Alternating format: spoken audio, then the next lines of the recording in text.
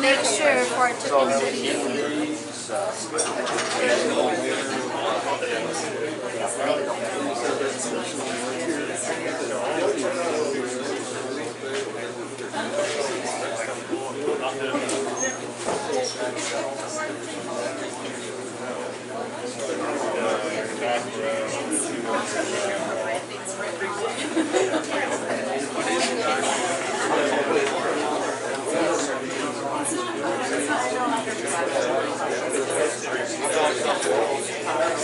I need it though.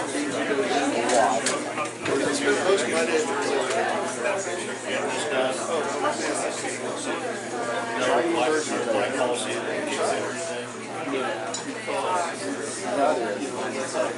Make sure you this is don't drink it. Don't drink it all the time. We did. Trust me. I did. Kind of weird. Not natural.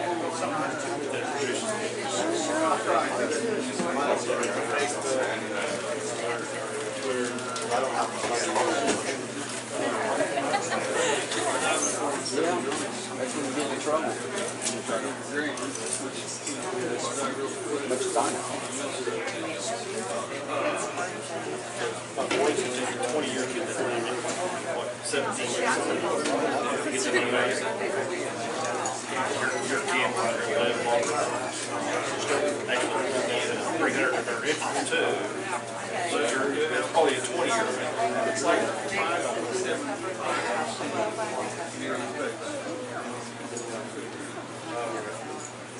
I said about you, fantastic money was still there. I'm sure you still want that. It is all still there. No, it's not. It's gone. Like I said, you know, to reach what you're about now. So anything else that he's doing, you're 16. Really? 19 years, 20 years. Tells you like they're going to make money on you.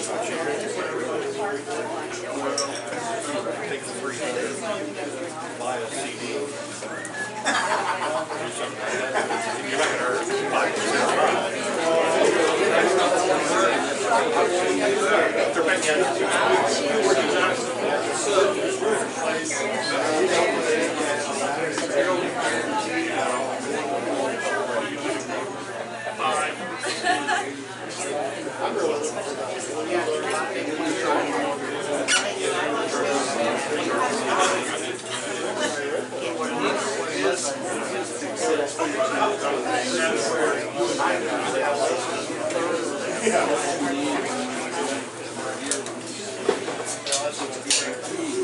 so that leaves up all your other movies and then all the other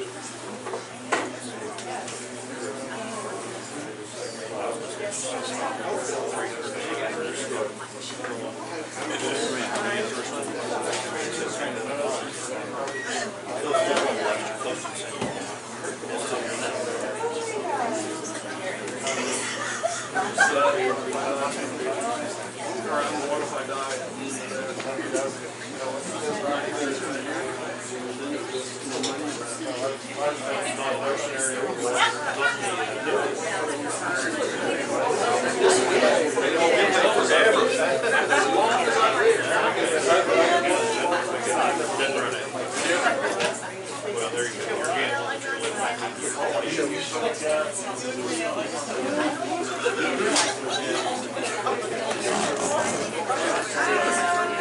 Let's do it, man.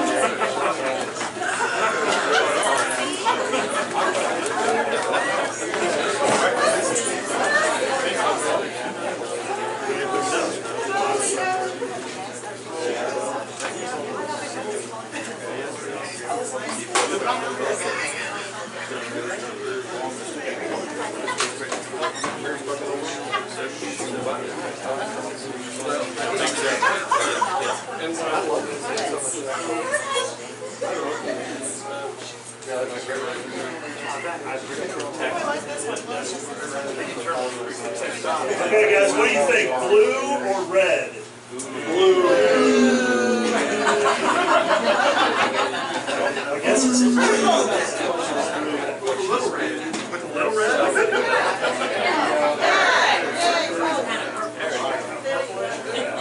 There we go. Still cool with that? I like that one. Right here,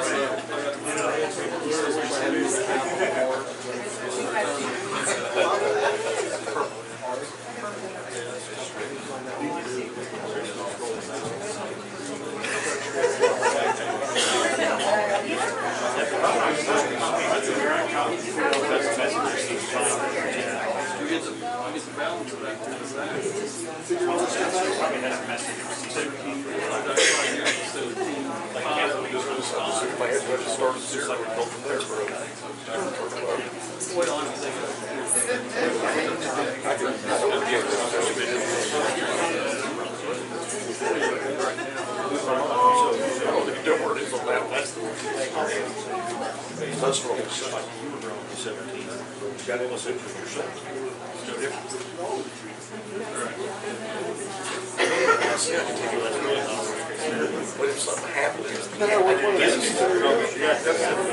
just around that work.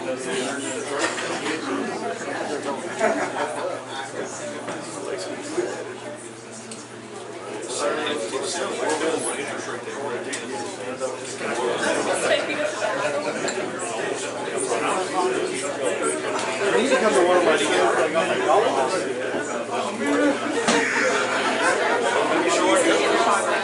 It looks like you're in the space shuttle. Did you put your office tonight? Jeff told me to wait. Turn that light on. Okay, guys.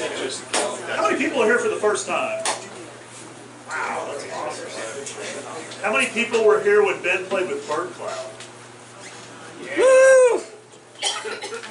Well, guys, my name is Jeff Morrow. If it's your first time here, we are so happy to have you here. I'm getting a little bit of a feedback there. Let's step over here.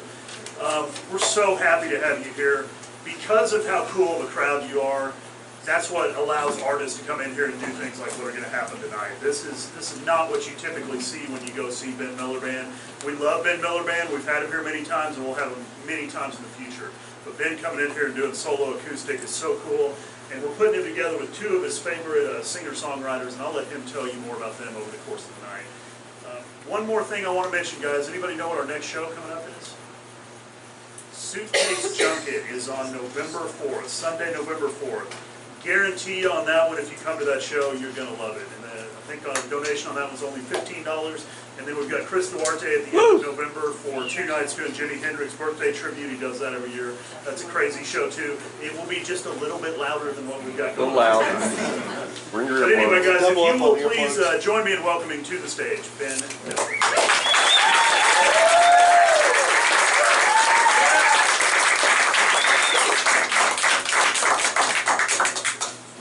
Alright, so yeah, this is going to be like a acoustic night. We're gonna, some of my favorite songwriters are coming out, and we're going to just play some songs and have conversations about them maybe, and just see how it goes. I'm not sure what songs I'm going to play. I really don't know. I think this might be the first time I'm doing this, like ever, just an acoustic guitar and playing. Cool. I think I might play a song from the new album called Sketchbook.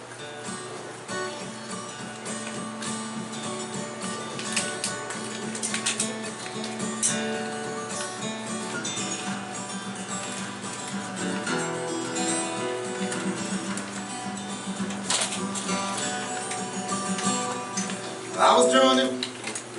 We'll be back on that. I was drawing in my sketchbook in the desert.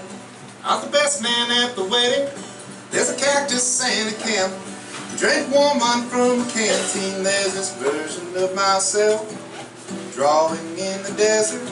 He's sifting in the sand in insane concentration. And I said, hey, okay, I've been such a dick these past few days. And a version of myself that's right now writing rhyming words down. Oh, future you to listen to, he's got a very different life now. In fact, he might be actually kind of a replacement, while every atom in him differs from them ones that made him in those days. Okay, I've been acting like a dick these past few days.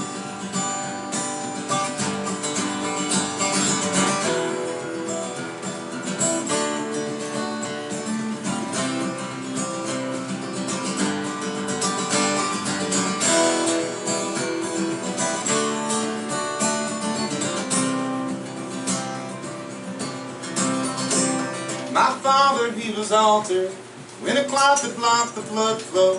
It darkened down a part of him, a shadow covered over. We stared like ancient monkeys at the MRIs and CAT scans, and a doctor pointed with a pen, said this part makes us human. And I said, wait, okay, I've been such a dick these past few days. I'm not exactly sure how we remember anything at all. Matter gets printed on, that's not where it's recalled from. These patterns just persist, and a shadow covers over. But it really feels impossible to be physical phenomena. Say, hey, okay, I've been acting like a dick these past few days.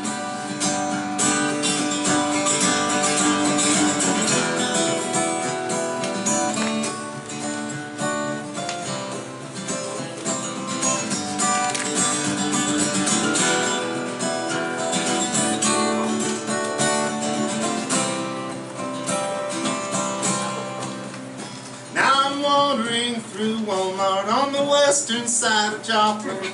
It's 4 o'clock in the morning, and I got back where I started, but I forgot what I came in for. Must not have been important, might have just been comforting to wander through a store singing, hey, okay, I've been acting like a dick these past few days. Well, my letter's getting long now, and I've probably been repeating myself, but I'll end with smoky sweetness, like the scent of a mesquite tree that drifted off a campfire where we boiled them cowboy coffee in a pot with empty eggshells that settled to the bottom. The ground got drawn down with them, and we took needles of saguaro. We porcupine a voodoo doll in the great southwestern desert, saying, hey, okay, Lord, I've been such a dick these past few days.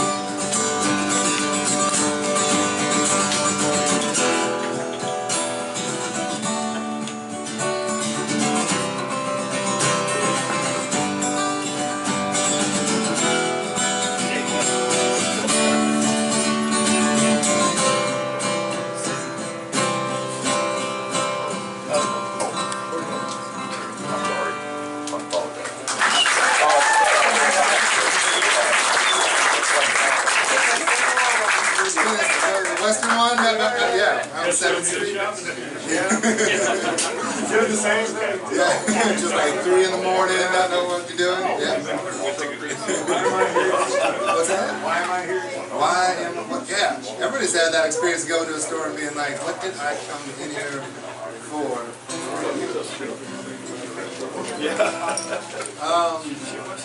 Maybe I'll play another one that has a lot of Joplin references. Right. Nothing Gets Me Down.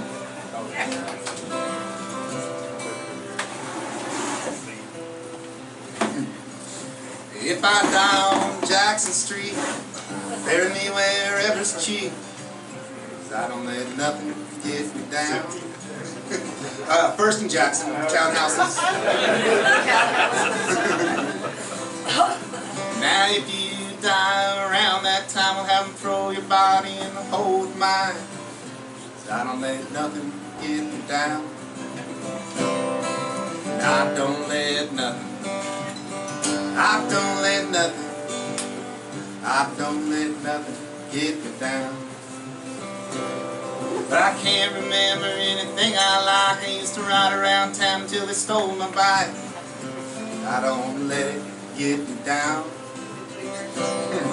I took that thing right off my porch, and some folks got no remorse.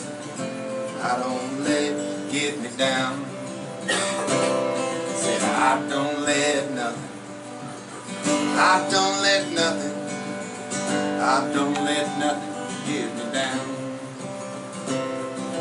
The other night I got so fucked up, I was peeing in a sink and I fell in the tub. Let it get me down. I was laying in the tub with my junk hung out, got a shower curtain around me like an Arab shroud. I didn't let it get me down. Say I don't let nothing. I don't let nothing. I don't let nothing get me down. Okay, this is a song that made the album, but this verse didn't make the album because someone told me that the word tranny was a derogatory term, and I don't mean it in that way.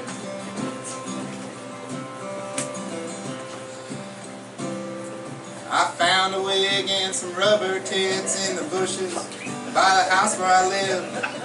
I don't let it get me down. The town's big enough to have a tranny or two, and I don't care what people want to do. I don't let it get me down. I don't let nothing. That was a true story. I don't let nothing. I don't let nothing get me down. Now one of these days when the sky gets blue, I'm gonna fly away sounding like a great wild goose. I don't let it get me down. I keep a little secret in the back of my mind. It's from the hottest fire comes the hardest iron. I don't let nothing get me down. I sing I don't let nothing. I don't let nothing. I don't let nothing get me down. I don't let nothing. I don't let nothing. I don't let nothing get me down.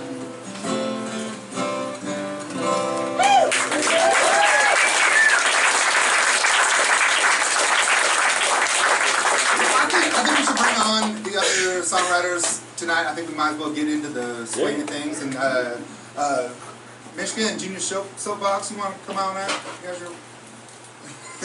Ladies and gentlemen, Mishka, Shublay!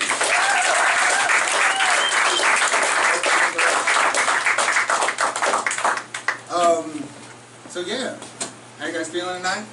Pretty good. Pretty good? Awesome. So you're the guy who took my wig. Did I take your wig? By the bushes near your house, man. That was a true story. It was down by like the old depot, and I was riding my bike down there, and like literally like two rubber tits in a wig, like in a bush, told a complete story in a matter of seconds. It's just like something happened here. What do you think about playing first in the round, Tom? Yeah, I can. I'll jump into this. You want to give a little background on yourself? I think maybe some people don't know exactly who you are and what you're about. Yeah. Well, let me say this first. At the risk of offending you folks, I've been touring for a long time. Joplin was never really a town that was on the map, but it is now, and it is because of this place and because of Jeff, and I'm incredibly grateful to him and to all of you for this. So,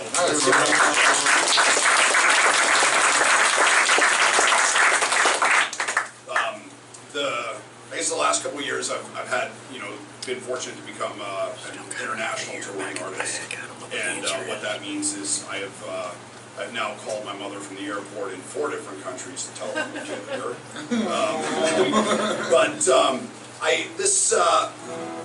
The first song I'm going to play, I was in Barcelona earlier this year, which was amazing.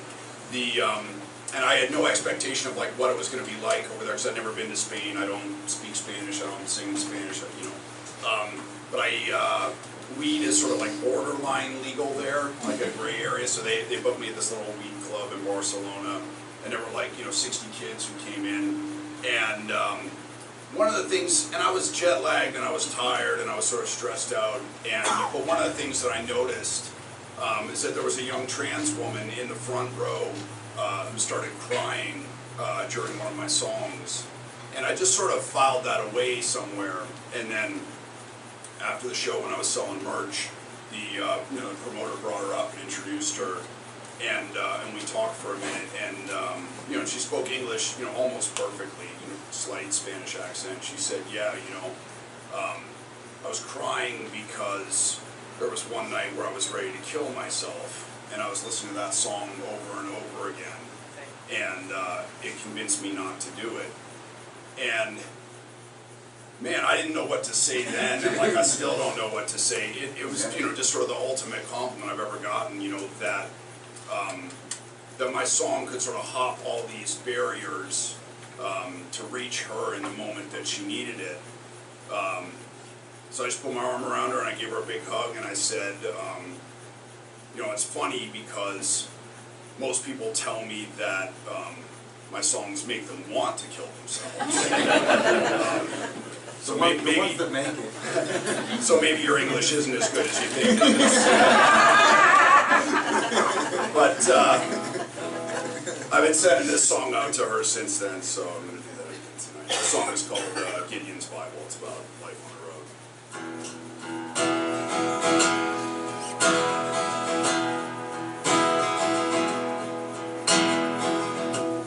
The highways are insane, we take gin to protect us, but I'll see you in hell before you see me in Lubbock, Texas. Will I try to keep my head up?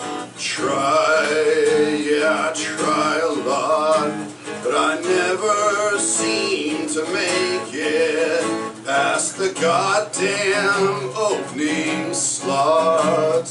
Well, it's not a bad crowd for a Monday. If you can't pay me, well, that's alright. Please just let me drink for free tonight. Gideon's Bible knows a crisis comes when you're far from home, out of Hattiesburg into New Orleans, out of Illinois into Missouri. A romantic comedy plays on TV, the words closed caption on the screen. Strange bar, strange town, my strange life. I love you, baby. I miss you, baby. Good night. Well, I learned all I could from the bad shows, more than I need to know about truck stop bathrooms, classic rock, right-wing talk radio. Well, I'll have one more picture of PBR on my credit card. If you don't hear my telephone ringing, it's the A&R, A&R, A&R. Well, I'm tired of waking up in a rest stop, tired of sending you my love from the back of a van in a Taco Bell parking lot. And Gideon's Bible knows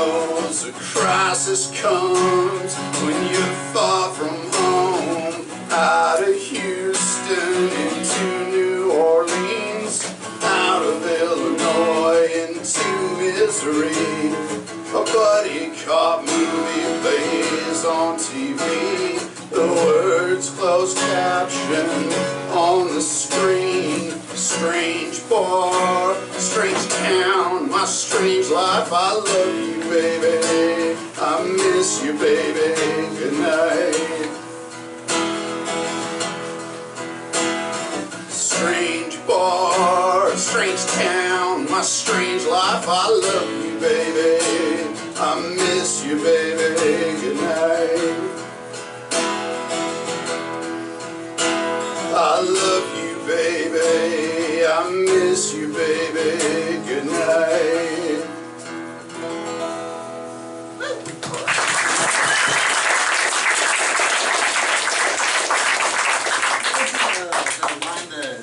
Don't hear my telephone ringing, A&R.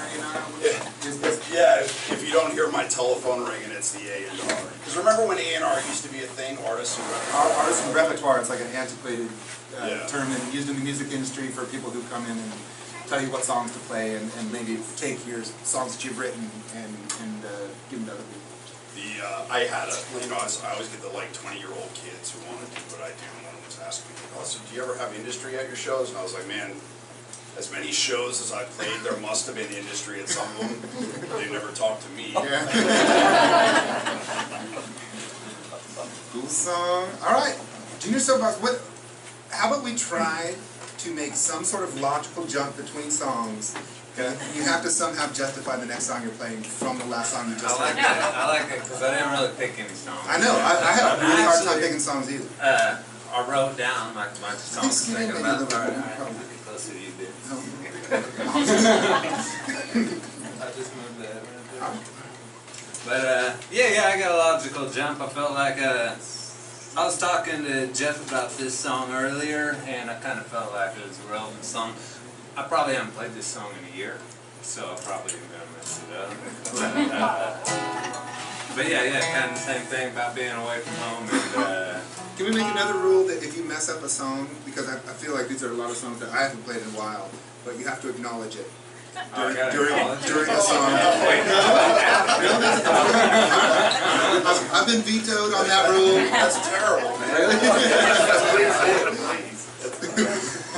Okay, no, you don't have to. That's kind of my gimmick, is to play it off, man.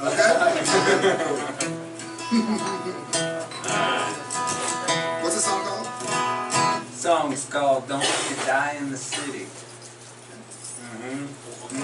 Yeah.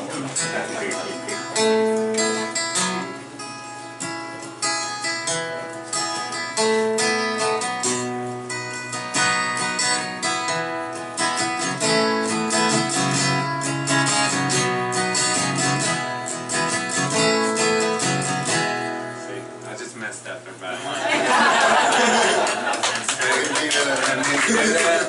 Right there.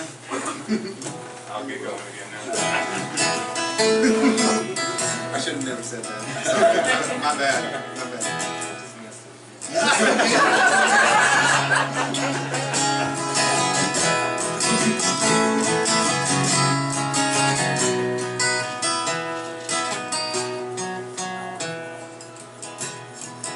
Don't let me die in the city. Got a family at home waiting for me. Rather be left to freeze to death than to lay my head down on concrete. I don't want my last words to bounce off of these empty streets. I'd have plenty to say if I was passing away with my family back home in Missouri. Don't let them wash my blood from the street. Make sure that it is seen. Let the stain remain to remind children and men there's only so much a man can bleed. Don't let me die in the city. Got a family at home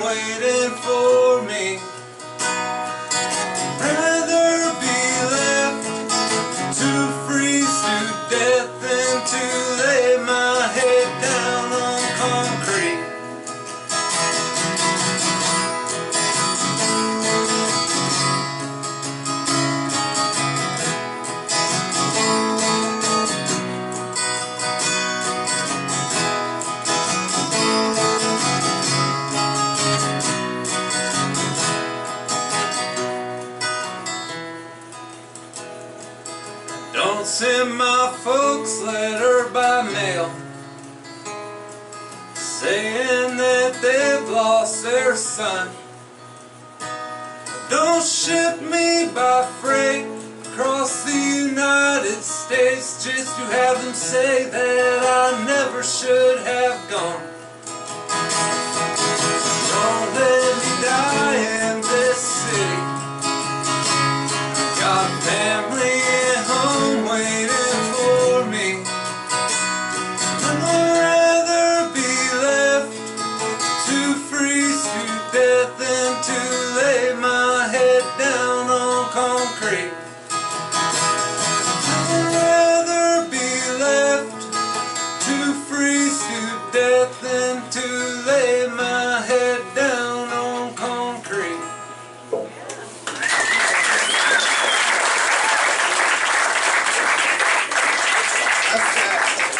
That's sad. Yeah. Where were you when you wrote it? I was in Portland, Oregon, yeah.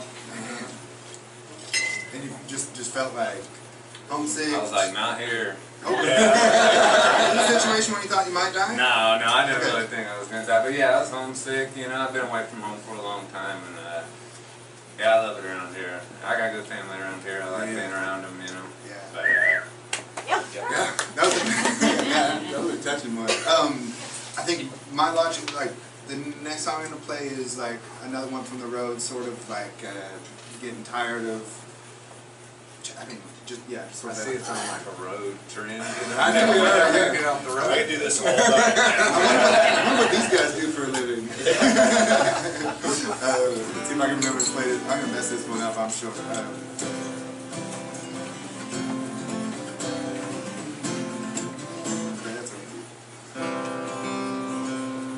It's a 12-hour long drive, coming back from Baltimore, Nashville, Tennessee.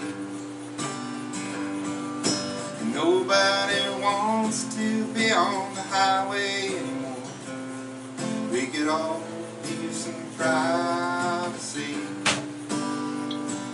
Well, if the time comes to go and I ain't nowhere nearby, you can just say to hell with me. But if I'm up at the door, I'm just slow to say goodbye. Did you have a little patience, please? 'Cause I'll do it in my own good time. I'll do it in my own good time.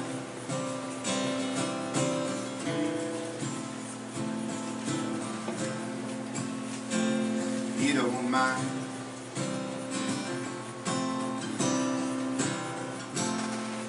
The brakeman and the boatman and the pro engineer,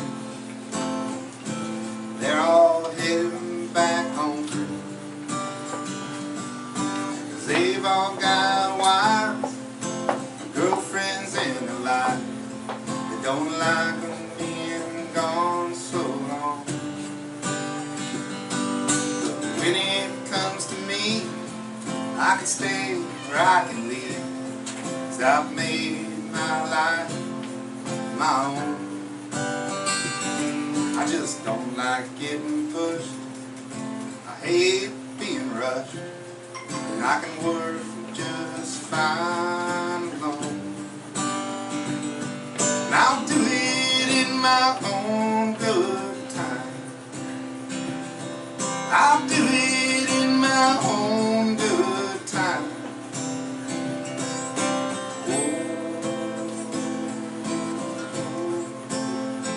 If you don't mind.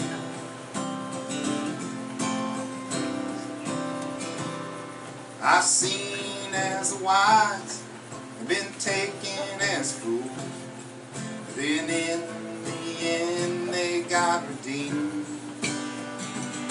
And I've seen some great kindnesses that have come off as cruel, that the receiver was just too hurt to see. Sometimes I'll have to sit by myself for a little bit. I think strange things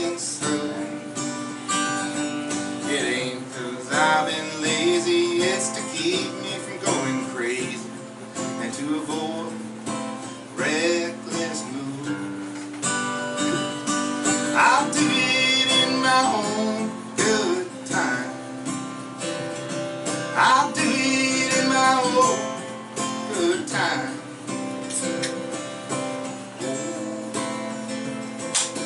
Yeah, you don't mind.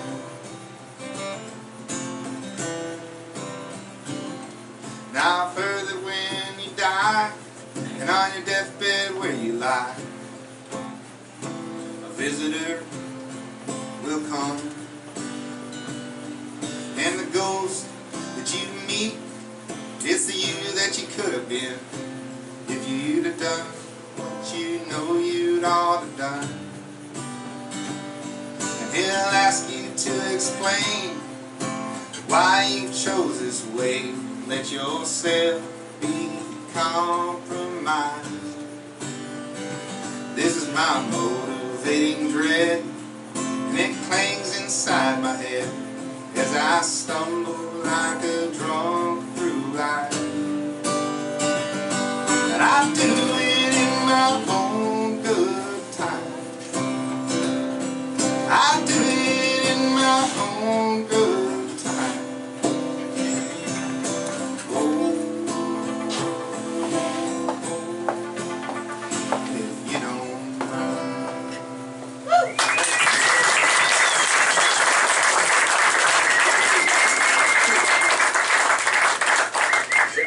So what's the story behind that one? I mean, that's sort of like one of those songs. I think for me, songs don't always come like as like a complete package. Sometimes I'll quilt them. Like I'll have like several bad things that happen that I can put together and make a really sad song. Or like, I don't know, like for like several girls that I like or something that like I kind of take pieces of like what I like about them and try to make a really beautiful love song, like, you know, sort of distilling several things into one. Do you guys do that?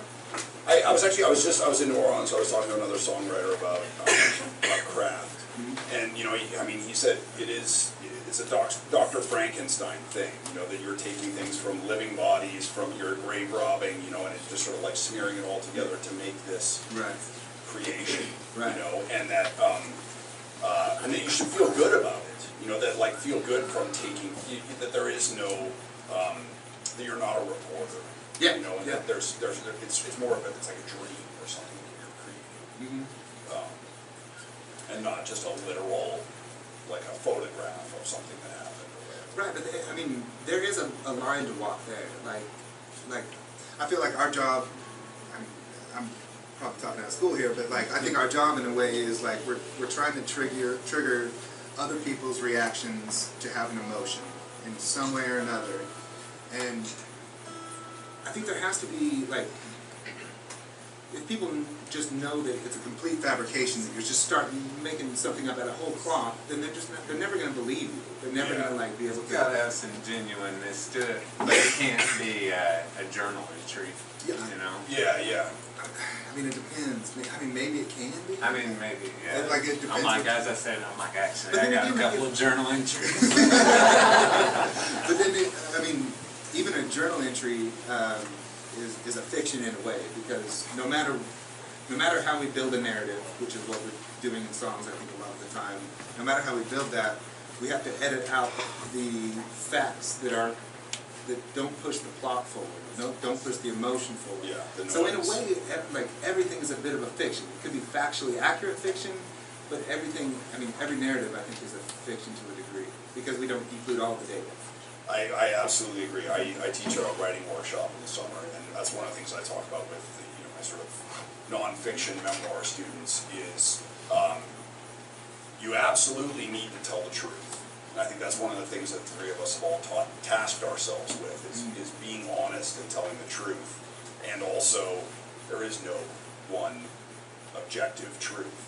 You know, so it's, you know, the way I coach people forward into it is to be generous towards others and to be hard on yourself, you know, and I feel like that's a good guide for... in life or in writing? In writing. Be forgiving towards other people, but interrogate your own. You know, you said something about stumbling like a drunk through life, and I was like, I have no idea what that's like.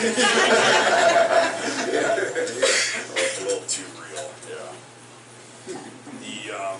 Well, I'm gonna continue with another road song. It's It's funny, I was just in Austin doing a festival, and my girl was out there with me, and she sort of gave me a funny look after, you know, I first walked in and was sort of hanging out with, you know, with the other folks there, and she was like, you all seem marked in a certain way, and it's true, you know, I mean, I think as young musicians and young writers and young songwriters, we look to the road for transformation. And you do get transformation, but it's never quite the transformation that you want. But you absolutely get marked by it. I mean, I remember, like, I was sitting at some, you know, truck stop in Nevada earlier this year, and Sarah Shook, another songwriter, happened to be there. Yeah, and we, like, and it was like each of us sort of instantly, we didn't recognize each other, but we recognized something about each other. And then it was like as if, you know, as if we had both been like brought up in Vietnam, and Vietnamese was our first language, and then we were like, wait, you too? And then we just immediately went into like what the routing was and where you're coming from, and like the mileage and the trailer, and like all the minutia of being like a road nerd. Yeah. And I keep getting into these conversations with these, like, you know, 20-year-old kids who like want to do what I'm doing, and the first thing I tell them is don't. Just do anything else, you know. But you know, this one guy I was talking to in Houston, you know, he was like, you know, I appreciate it because, you know, you're not in it for the money. I was like, man, I'm not even in it for the music anymore, you know. And that made me think of like what it is that, you know, sort of keeps me going, and it's this, you know, it's like what the thing that takes shape when we're all of us together talking about, you know, the G chord versus the G7 chord, and bar chords versus open, you know, the sort of nerding out about the craft and just sharing stories and talking to people and meeting people, and I keep trying to pin down exactly what it is and failing, but I get what you're saying, I'm at a loss. it's hard to you know, pin it down. I tried to in this song. You can tell me what you know. Sure. All right.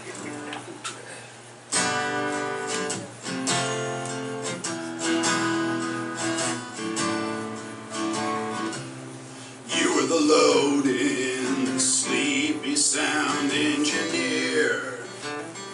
You were the green room carpet, the stale smell of beer.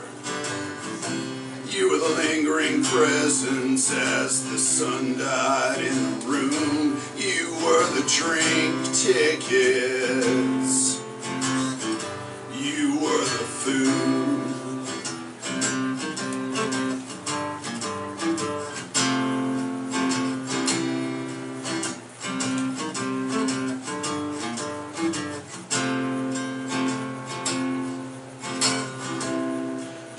Regular scowling at the band. You were the laughing bingo ladies. You were the hostile doorman. You were the karaoke bros passing one ID around. You were the prettiest girl in this goddamn one muscle car town.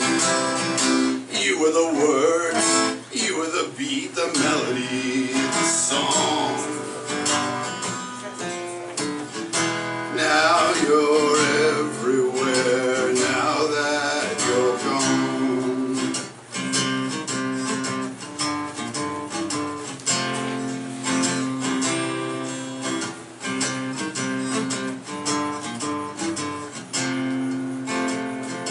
You were the poorly grounded microphone shock in my mouth.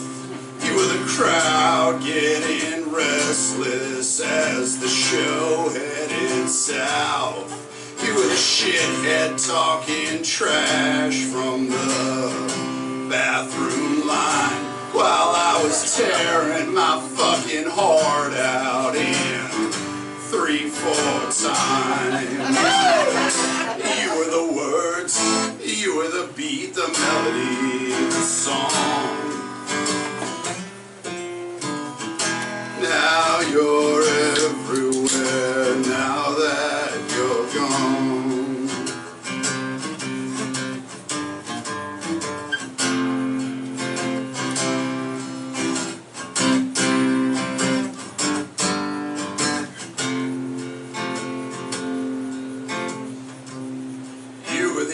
ashtray in a non-smoking room.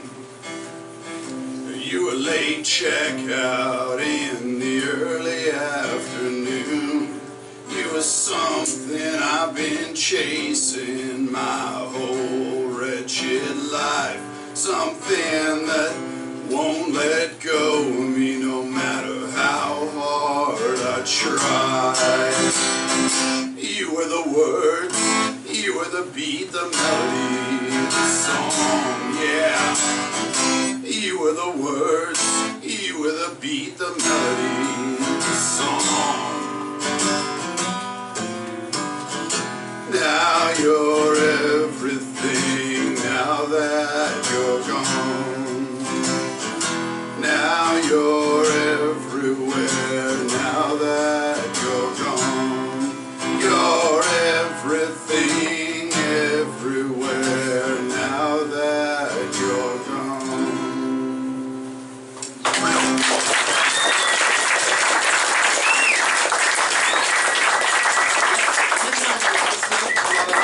Inside baseball type of stuff, the microphone shocking, the ashtray in the no smoking room, like these little like kind of minutia, like those, yeah, that we go through and that you see as a traveler. Yeah. It's funny that line about the microphone shocking your mouth. It always there's always a couple like old heads in the crowd who laugh at it, and the sound engineer tightens right up. Oh yeah. Like, relax, man. Oh, I know it's not your fault, man. Yeah, I also like the line, now you're everywhere, now that you're gone. It's a nice like contrapuntal type of thing where it's like, you know, that you're not there, you're everywhere.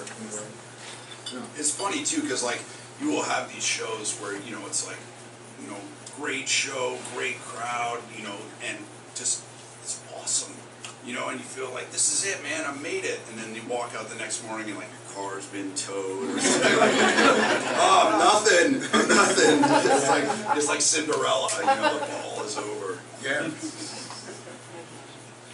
Josh, what do you think? Yeah, I don't know. I might be breaking from the old road thread. But, Okay, alright. I did have a thought on that. Just to contradict myself, I got a song I wrote not too long ago. That is a total journal entry. Alright, yes. But I like it. Okay, so everything in this song is true. Every. Yes, I'm feeling it. Pretty true. Yeah, so it's true, so I don't really need to explain this song afterwards. Okay. It's very much all in the song. Yeah. We have a team of fact checkers. Well, so this song, though, this worked out, this is like a journal entry song, but I mean, it was like one of those days, you know, I like to paint, you know, wax poetic and whatnot. This day, it was just pretty much, it just did it to itself. So, I mean, all I had to do was pretty much say what happened, but it's not a happy song.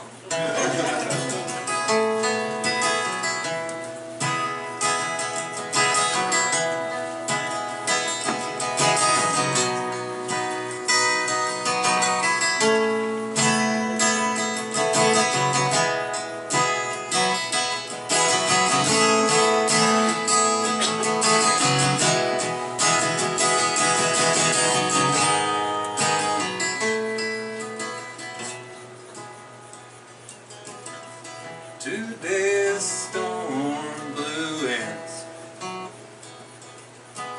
down from the north, pushing out the southern winds, and the trees swayed like they were sick. The bluffs echoed the snapping of sticks. The wind, it screamed and it spit. Yesterday I did what I should do. I could have put it off, and Lord knows I wanted to, but we don't choose how our cards will lay. One thing Fred Gibson impressed upon me is that choices lie in how we play. Six doves flew when I circled the field. Back and forth I chased them from roost to roost. I'd pray that everything would go okay, but some things are better left up to me.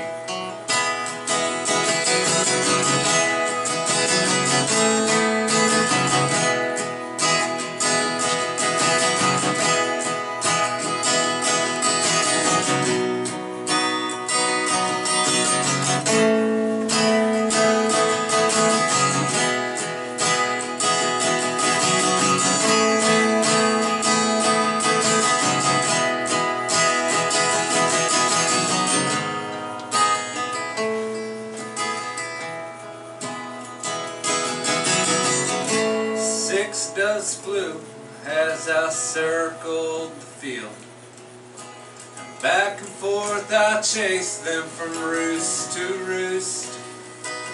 And I'd pray that everything will go okay, but some things are better left up to me.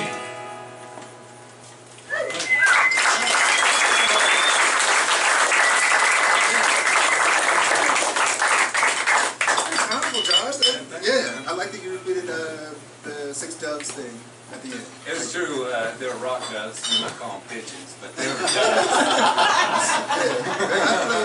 Yeah. But the line about the sick trees, I was like, yeah. I've been hungover before too.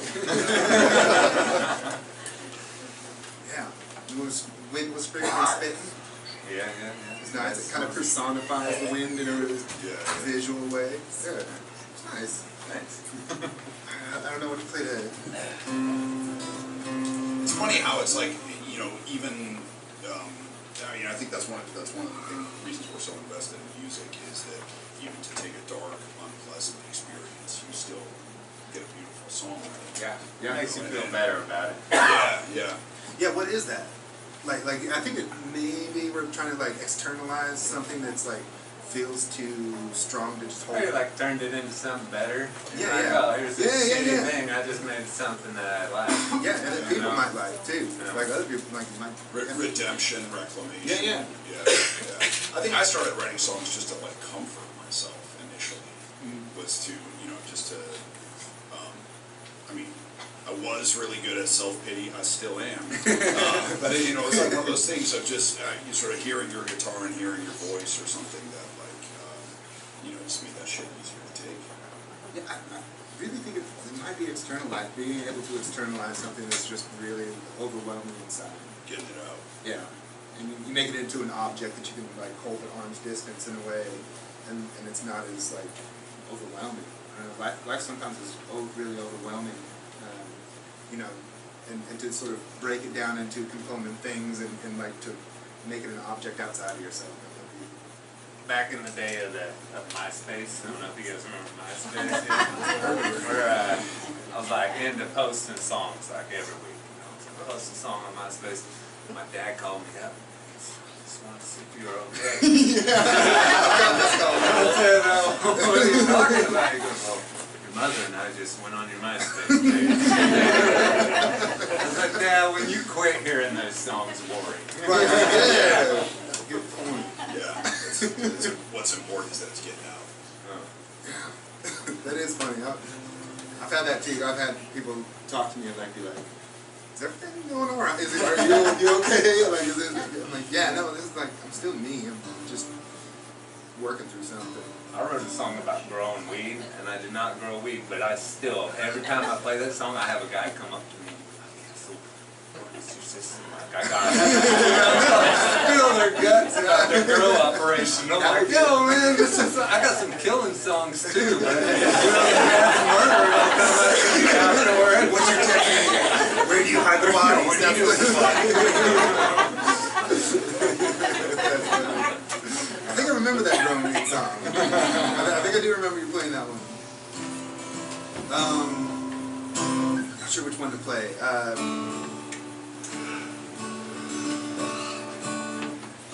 I'm gonna play Trapeze. This one's like sort of I went really.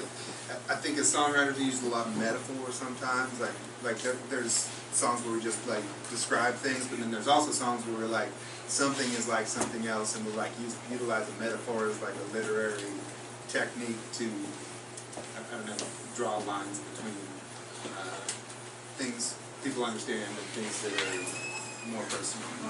So this is like a metaphor song called Trapeze, about like how I kind of like got into this idea of like being a circus performer is similar to being a musician, like a tightrope walker. You know, people want to see danger. People want to see things be able to have an opportunity for failure, or else they don't really feel like they're that successful. Come one, come all, come and watch me fall. No net to catch me if I lose my grip. Come one, come all, it's fun to watch me fall. I'm off of the high track.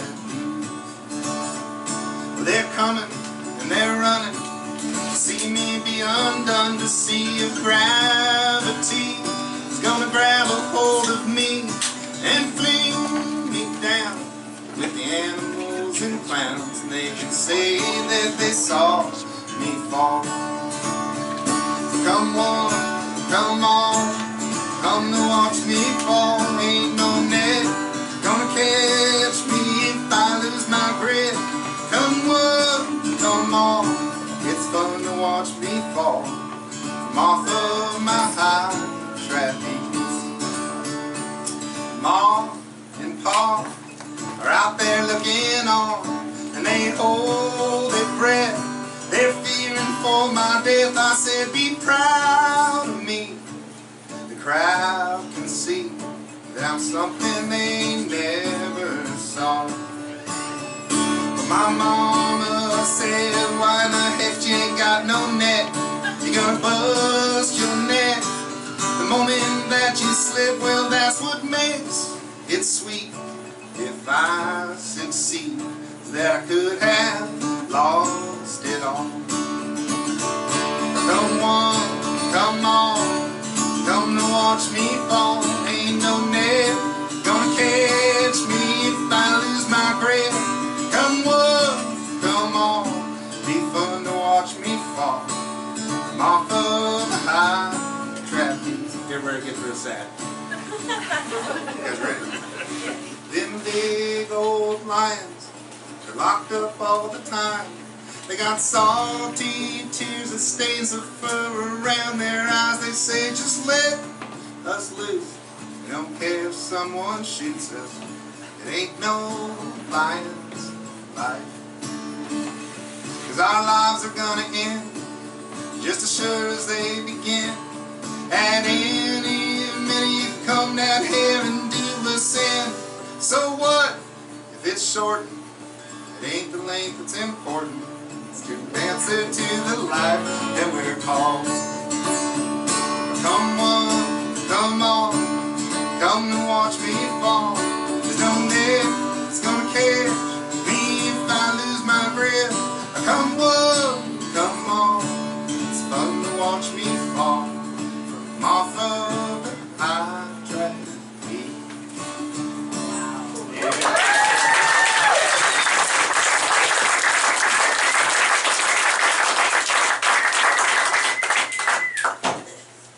I like how you're like, okay, this is the sad part, and we're dealing with death and mortality, and I'm just gonna seek seamlessly into a dick joke. I was so proud, where I was like, oh man, I can throw in a tiny bit of humor at the very pinpoint of the saddest part of the song, and then it worked. And actually, like, your music, Bird Cloud, was like kind of like, in a way, gave I felt it gave me like almost a permission to make things funny when they're sad. Yeah, yeah.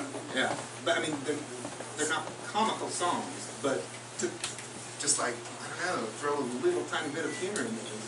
You know, the life is funny, even and especially when you don't want it to be. I mean, I remember when I was a kid. Well, it's a dark story. when I was a kid, my aunt was killed like in a horrific traffic accident. Just a guy ran a red light and just mowed her down in front of her children. And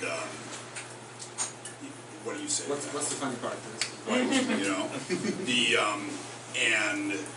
I was a young man, but didn't really sort of know how to. I mean, we never know how to deal with death, but especially at that time, I didn't know how to deal with it, or what was the right thing to deal with it. And I remember being there at the funeral and sort of like trying to comfort my uncle, and and he was sort of gracious and thank you guys so much for being here. I appreciate you being here. And then he walked in the other room and he ripped a fart and he was like, "Hey, is there a duck in here?" And I was like so grateful to him for that, because it just goes to show that life goes on, man, even in the face of tragedy, and humor is sort of like moreover, what we learned watching Wile E. Coyote and shit like that is, an anvil fell on his head, that's hilarious, and it's that, so there is that, the comedy and tragedy are eternally American. I'm trying to figure out which one to. Well, all right, I'm going to go off of your song because I have a journal entry song to go on. You do too. The thing I like about trapeze is that it's someone putting themselves at the risk of death for the public's entertainment. And we see that as, that's totally cool. There's nothing weird about that at all. Turn on the TV, this guy might die. But I don't know. There's something in that I guess echoes for me in this song. This song, this is towards the end of my drinking career when things were going poorly. My sister had a kid and named him after me, and I made the mistake of complaining to her that I was just in a rut as a songwriter, just writing song after song about my pathetic alcoholic life. And she said, well, I have a great idea. Which is what people always say when they have a fucking rotten idea. And she said, you should write a song for my son, your nephew, who I named after you. And I smelled trouble right away. And I went right for it. And succeeded in writing a song for this innocent little baby that is the darkest, most nihilistic thing I've ever written in my life. So yeah, for this song you should imagine me as a desiccated old alcoholic. What age is this? This was 6 months ago.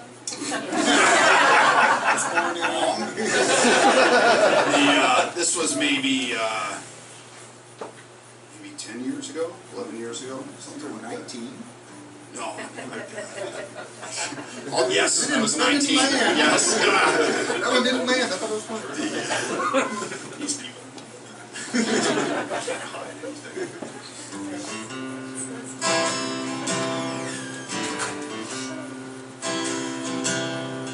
There you lay in your diaper, just as cute as could be, propped up on your elbows and smiling at me.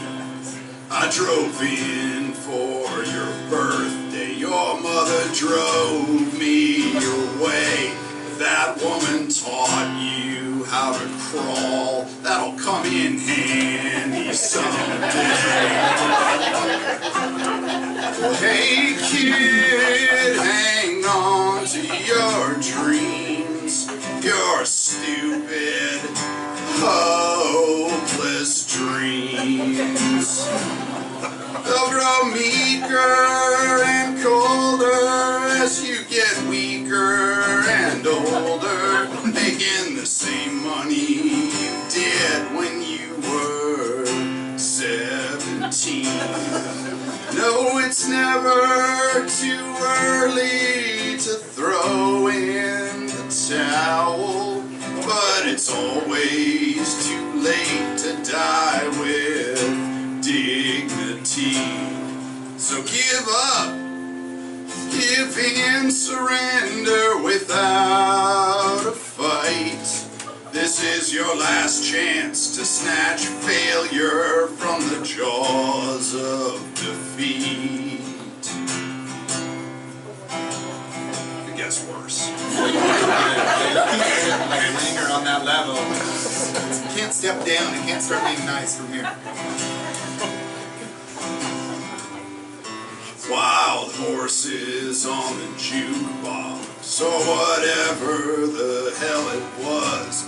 We were young, we were in love, we were drunk and on drugs. Your mom can say what she likes about how I wasted my time, but I had so much fucking fun burning out at 29.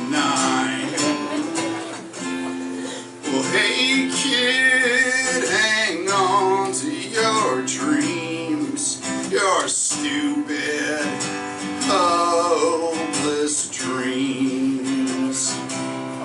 They'll grow meeker and colder as you get weaker and older, making the same mistakes you did when you were 17. No, it's never too early to throw in the towel, but it's always too late to die with dignity. So give up, give in, surrender without a fight. This is your last chance to snatch failure from the jaws of defeat.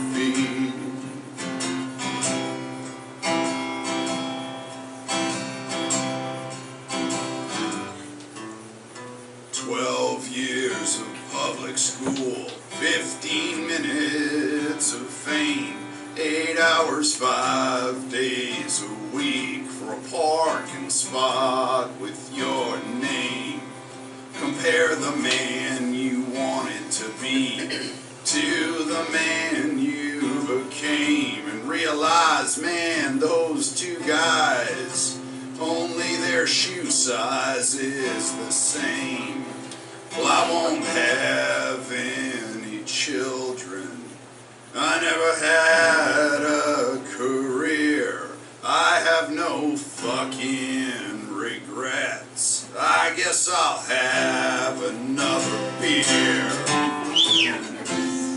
Well, hey kid, hang on to your dreams, your stupid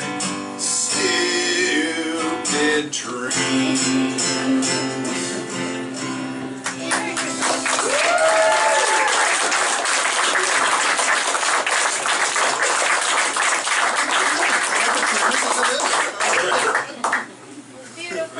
Ingestion worked for you though. You gotta get, I mean, if you were in a rut, you pulled out of it. It's funny though, because it's like the you know, songs, like after we create them, they sort of take on life of their own and go do their own thing. So do kids, you know, and like my nephew now, he's like 16 years old, 6'7". We were like horsing around at the beach, you know, a couple months ago, and I jumped on his back, and nothing happened. He just walked into the water with me, and I was like, it's fucking over!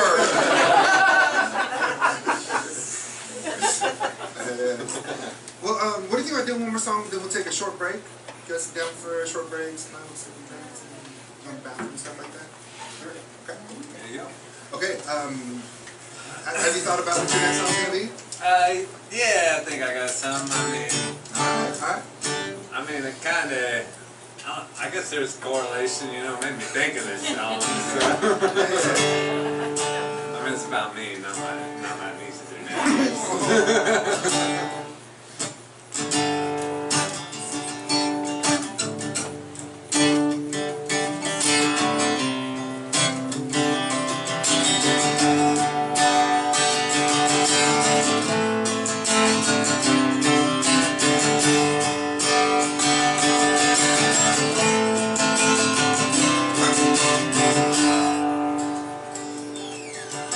Tell me, have you ever met an angel that fell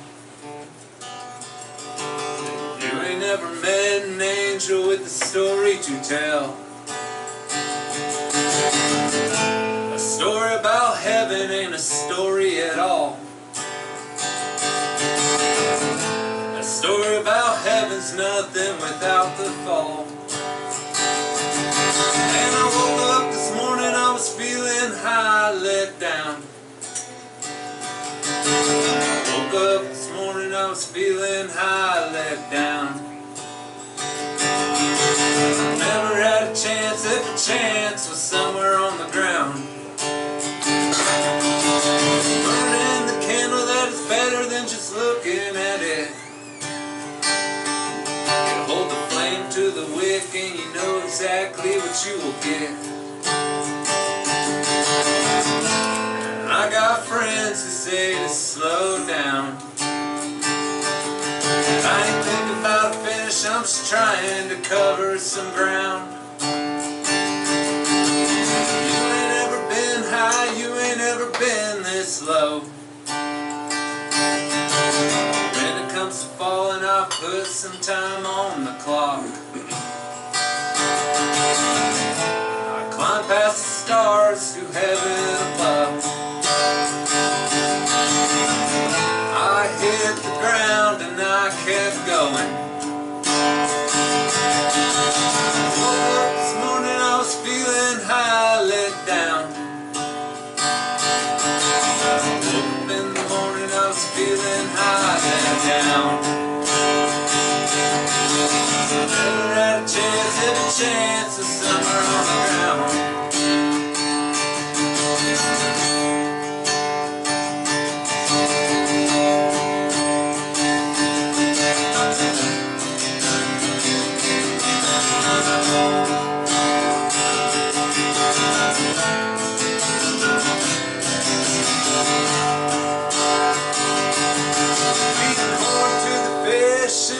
Seltzer to the crows. Hemlock to cattle and antifreeze to the dogs. Doesn't it seem like we should know? Pour another round and we'll see which way she rolls. I woke up this morning, I was feeling high, let down. In the morning I was feeling high, let down. I never had a chance if a chance was somewhere on the ground. I never had a chance if a chance was somewhere on the ground.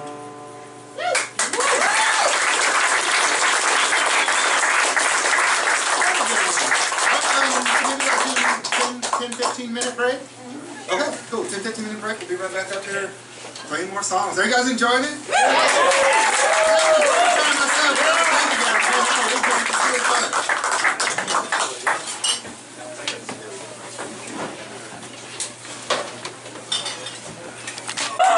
So, people always say, Jeff, what can we do to help you out? Here's a couple things I need you to do. Everybody hopefully got a ticket tonight. If you didn't get that, grab one, and on the back of that, that's got the date for our next show, Sunday, November 4th, Suitcase Junket. Everybody in here, hey, I guarantee you, if you come to that show, you're going to love it, but if you can't make it, invite somebody else. Grab a handful of business cards out there. They're, by the way, a really cool souvenir of Ben Miller Band, because it's got a really cool picture of Ben Miller Band playing on the stage up here. But grab 5 of these, give them to your friends when you see them, invite them to the show. You know, you guys have maybe heard me say it before if you've been here. We don't have ads on TV. We don't have radio. We don't have money to sponsor ads on Facebook. We depend on you guys telling your friends what a cool experience this is and letting them know, inviting them. So please do that for me. Guys, when we put something together like this, Dylan and I, by the way, give Dylan a hand for the sound. Right, Dylan. We brainstormed through all this, and he sends me text at like 3 o'clock in the morning, like, what if we use the bluegrass mic? Do you think that would work? But anyway, guys, you never know if it's going to come together. And man, I mean, how cool is this? I mean, it's mind-blowing to me. You guys have never done it. Well, I'm not going to put any pressure on them. The first set kind of sucked, but I feel like the second set. Anyway, guys, once again, you can give them a hand.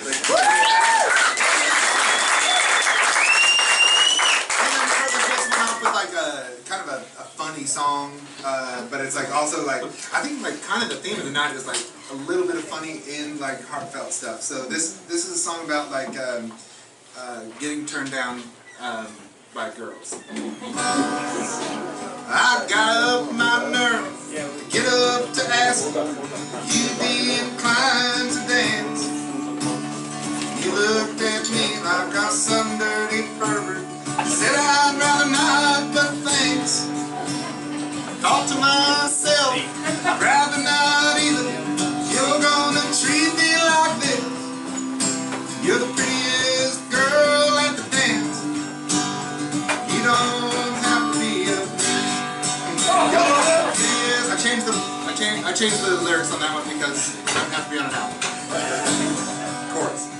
Prettiest girl at the dance, but the dance is almost over. You're the prettiest girl at the dance. Dance is almost done, and you ain't got a thing but this dream that you cling on, being the belle of the ball. You're the prettiest girl at the dance, the girl that's pretty much all.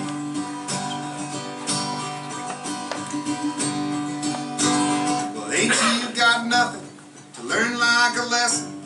You're walking home all alone. I know that your outfit was done with perfection. Tell me, dear, who cared to know? When all across town there's big ugly girls, and they're giggling and they're unwrapping condoms. You're the prettiest girl at the dance.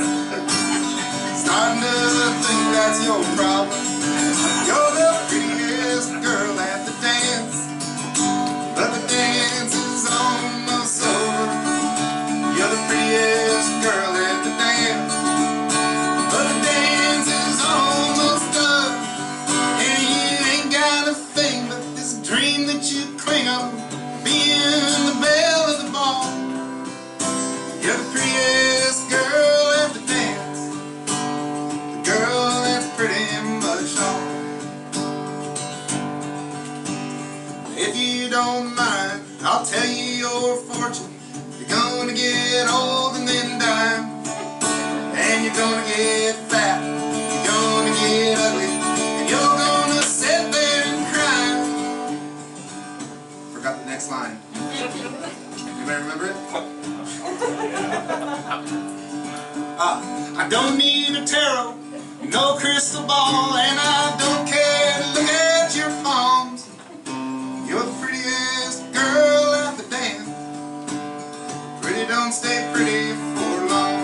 You're the prettiest girl at the dance, but the dance is almost over. You're the prettiest girl at the dance, but the dance is almost done, and you ain't got a thing but this dream that you cling on of being the belle of the ball. You're the prettiest girl at the dance, the girl that's pretty much all.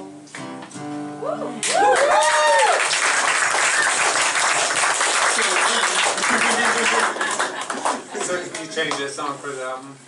You didn't call her bitch. Yeah, I didn't say bitch. It was Queen and Treat Me So Mean. It was the line that I landed on for the album. But originally. But originally, yeah, in my head it was, if you're going to treat me like this, you don't have to act like a bitch. Which isn't a real good line. I mean, it's not a real good rhyme. What do you think? A round of applause for Treat Me Like This, Act Like a Bitch. And Treat Me So Mean and Act Like a Queen. Thank you very much. Well, they tell you. You should be in charge of record labels. Yeah.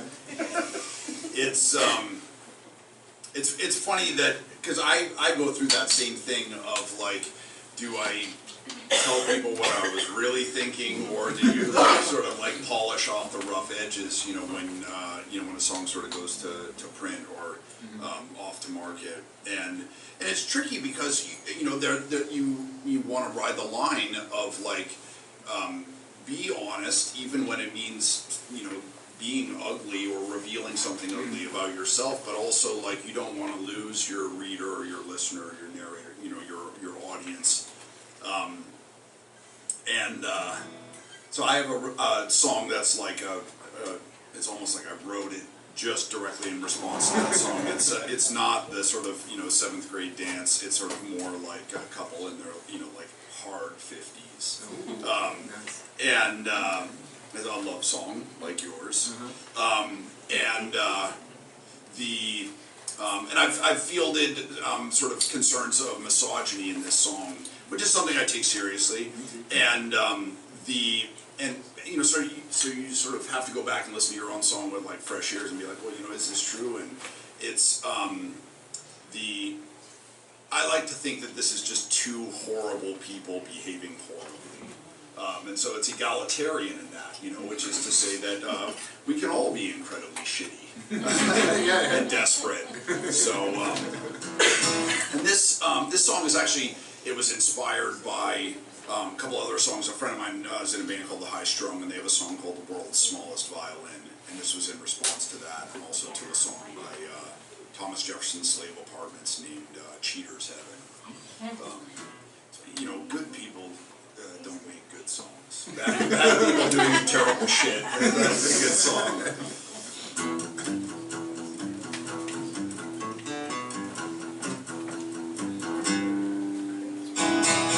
We're in a bar, I can't remember the details.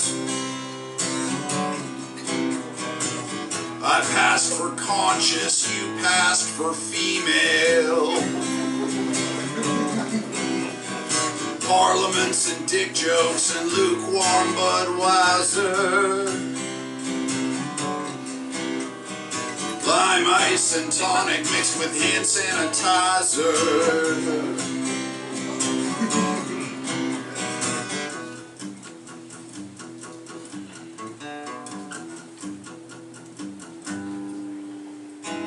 Xanax and Adderall, key bumps and Klonopin. Borderline personality disorder and bobby pins. When I kissed your mouth, you tasted like something I hadn't thrown up yet. When I pulled down my pants, that look on your face like you had lost a bet. I'm a train wreck, you're a graveyard. I'm a hard-on, only half hard, waving my dick in my hand like a tiny white flag, no bigger than a pin. The world's smallest violin.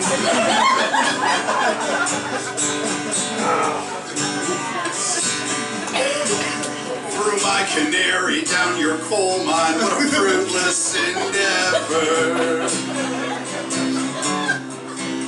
Like a flooded basement, the pumping went on forever.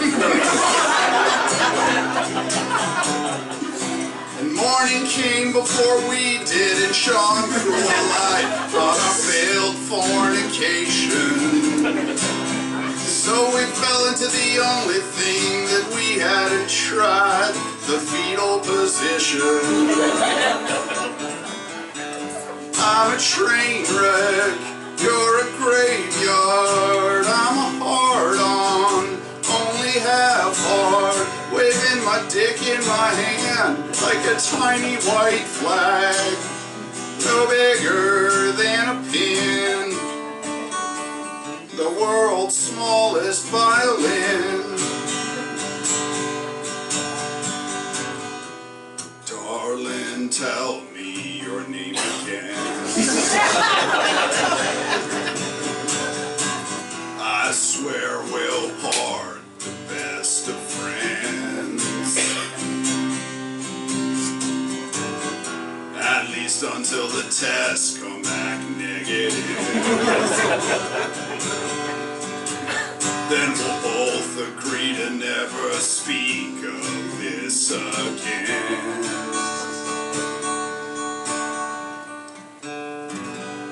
I'm a train wreck. You're a graveyard. I'm a hard-on, only half hard. Waving my dick in my hand like a tiny white flag. No bigger than a pin. The world's smallest violin.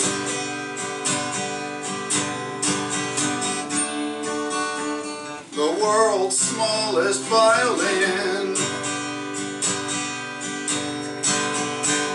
Lesbians and virgins, thanks for fucking nothing.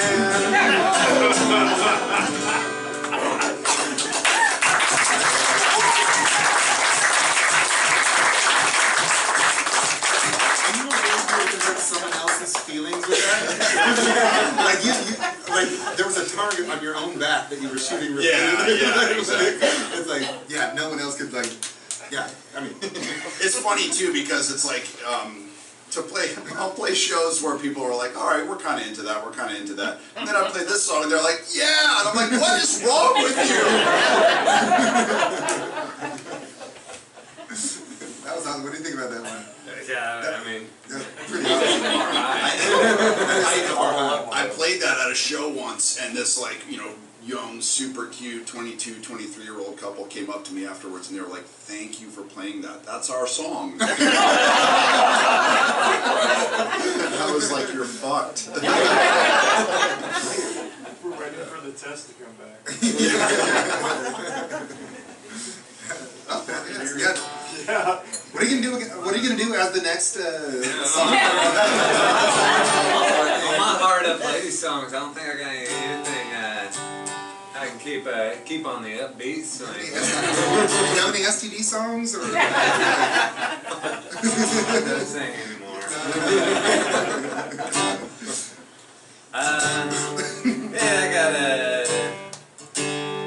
Yeah, I guess I'll go with this song.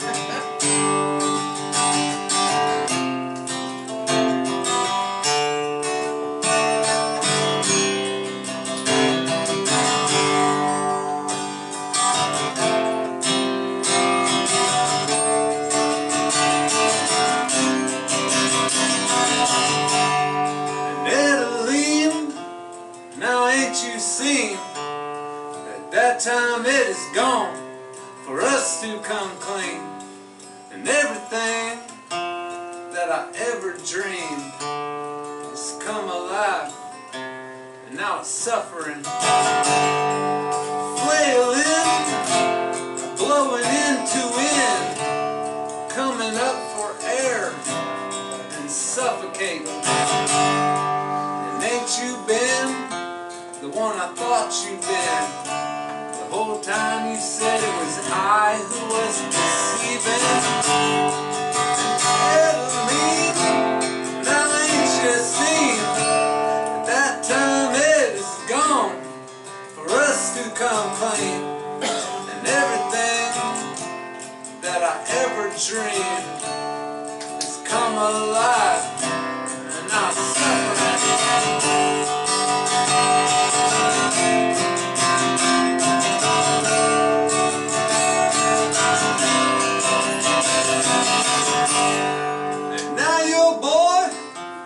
Like Helen of Troy, sent 1,000 ships sailing to your women joy. And the hell I know that current don't follow down your footsteps of them pills that you swallow. And now ain't you seen that time is gone for us to complain? That I've ever dreamed is come alive, and I'm suffering.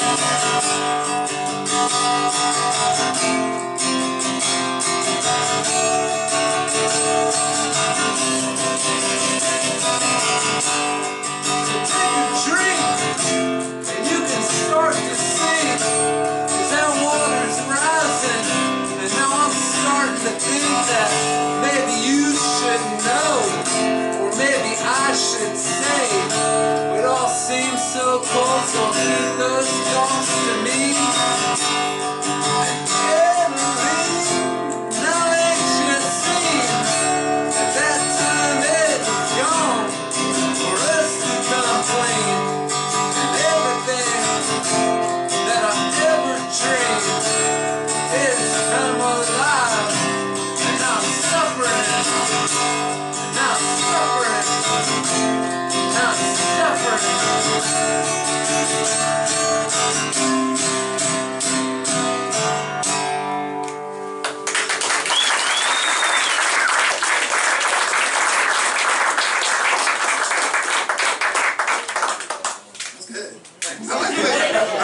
Sing, by the way. Like I think you have like a really good inflection and I don't know. I like the way you deliver lines.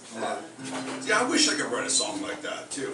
It's like whenever I sit down to write a song, I'm like I'll get a third of the way in, 2/3 of the way in, and then I gotta like ruin it.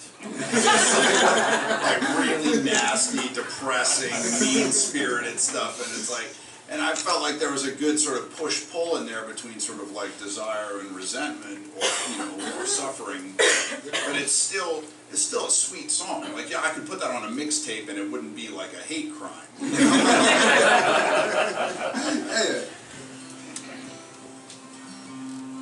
I'm trying to think what to play next.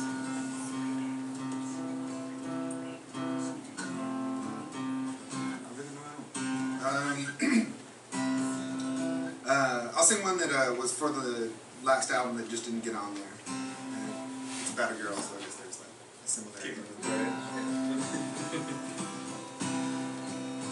Old Annie McCool. Old Annie McCool. There's a reason why I didn't get on the album. Old Annie McCool, where do you go from here? I don't think that's for the key. Annie McCool. I thought that was a different one. Let's get on this record. It's gonna get on the record. This was a long-winded, tons of words song about yeah, just about a lot of different things. But I guess the thread that holds it together is just kind of waiting on something to happen instead of making it happen.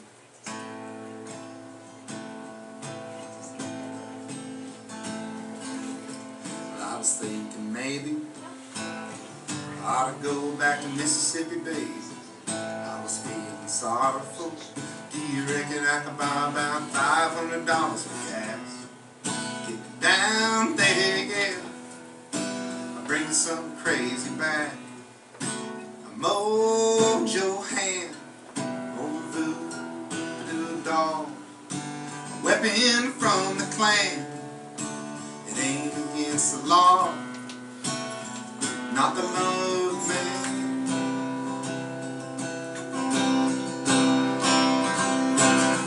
Heard the verses of the katydids, cicadas chime in with horrible choruses. I stagger down the side road, and the women break the legs off of the furniture to fit in the trap. The men of smoke and sweat, they get quiet while I pass. I sense that there's a threat, and spray painted on their wall is an American flag where there ought to be stars. There's a swastika.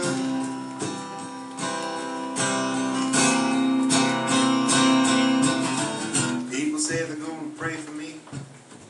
People say they're gonna pray for me. Who'll sit and wait with me? Tell me who's gonna sit and wait with me? Well, I'm waiting on the miracle. Sometimes we wait too long, waiting on the miracle. A cure had come and gone.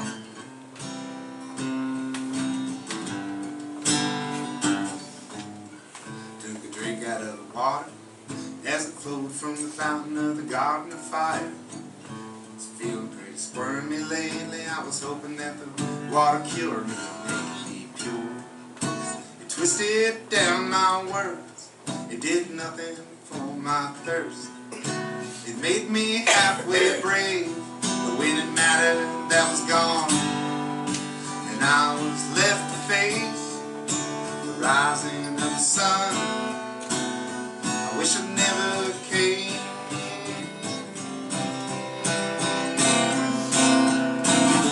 People say they're gonna pray for me. People say they're gonna pray for me.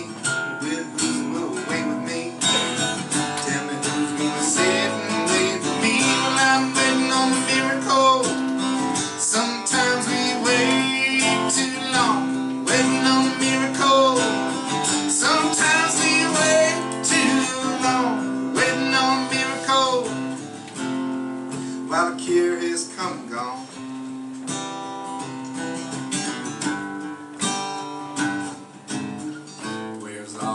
Progress got us from processing, we're boxed up in dystopian metropolises. Mississippi's poison, so's the River Jordan and the Ganges and the oceans are too. So what are we to do when the hour gets so late? A messenger comes through, his voice says it's a bomb, and the bomb is on the way. The wait isn't long.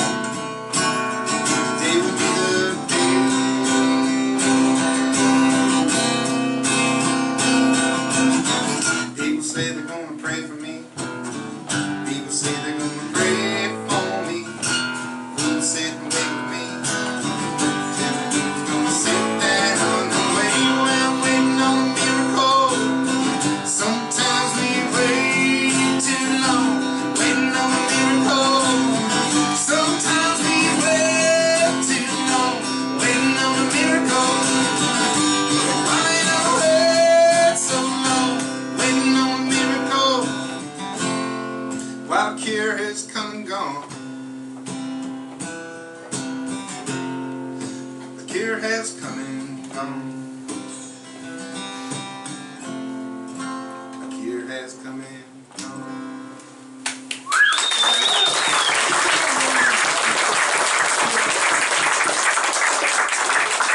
We made a song after how much year is?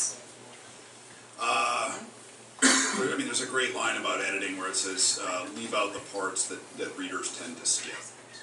But it's impossible to know. Yeah. And, you know, I mean, I always feel like, I was talking to somebody like in the break, and they said that I reminded them of Leonard Cohen, which I thank you and I disagree. Because he's incredibly, you know, he was incredibly gifted, but, you know, he would spend years writing a song. And I try not to do that.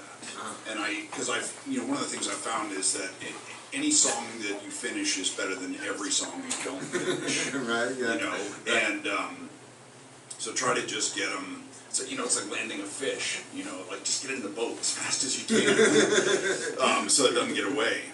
But the, I mean, I really admired and appreciated that song. So I feel like your,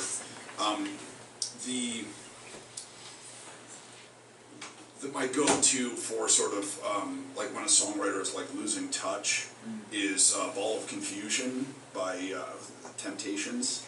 You know, where and there's a point in a songwriter's career. I think Neil Young has a couple songs like this. Love Neil Young, amazing songwriter. But then it gets to a point where he's like been living in a mansion for X number of years. Yeah. Rockin' in the Free World is an example of this, where it's like, oh, they're reading the newspaper and it bummed them out, so they write a song about it. And it's like they've gotten past the point where their job bums them out, or where their living bums them out, or their relationship, or their alcohol, or what, you know, all the first-hand shit. So then they have to go to find other stuff.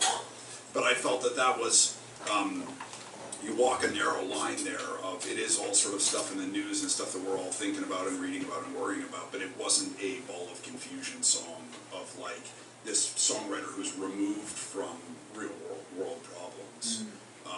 But, you know, there is a sense in there, you know, that you said, oh, this song is about a bunch of things. It's like, damn it, Ben, that's every song. But, you know, that's what,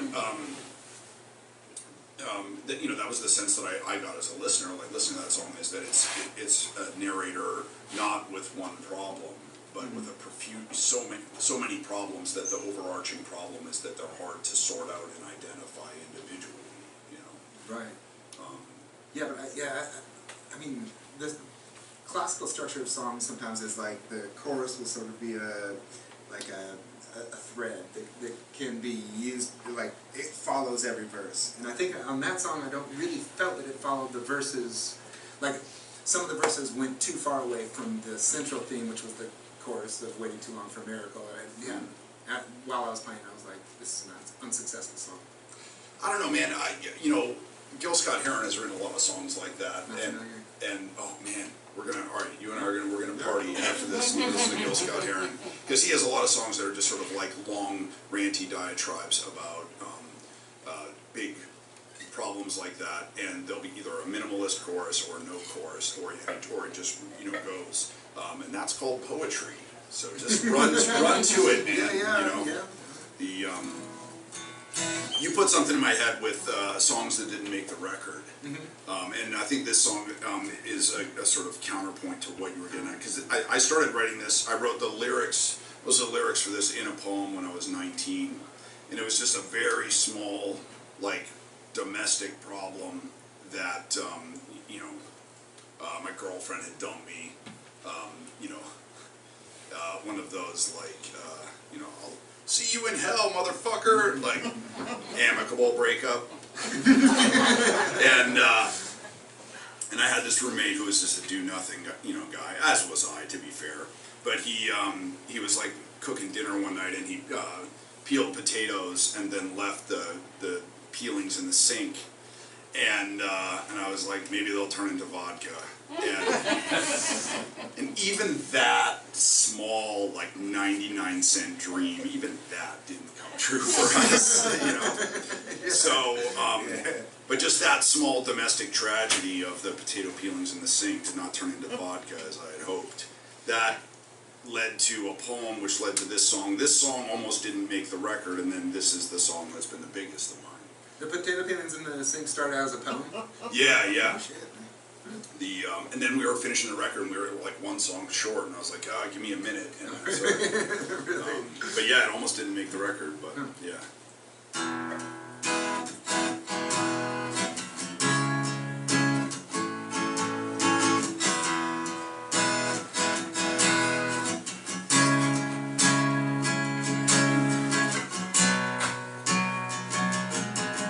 Potato peelings in the sink did not turn into vodka as I had hoped. I only start to need a drink after the liquor stores have closed. You left a bunch of dirty Kleenex underneath the mattress like an unwanted batch of kittens. Well, everybody's got secrets and I'm forgotten, but I don't mistake it for forgiving. I heard you changed your name again. Don't you change your hair. It was the only thing I liked about you in the end. La la la.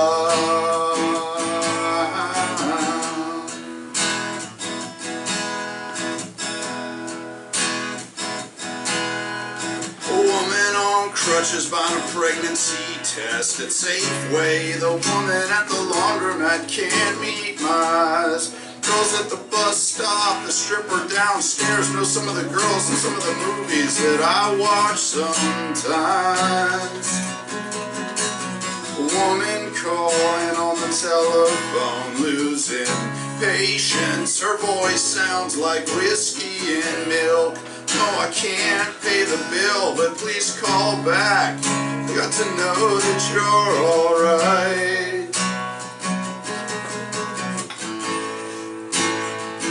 Heard you changed your name again. Darling, don't you change your hair. It was the only thing I liked about you.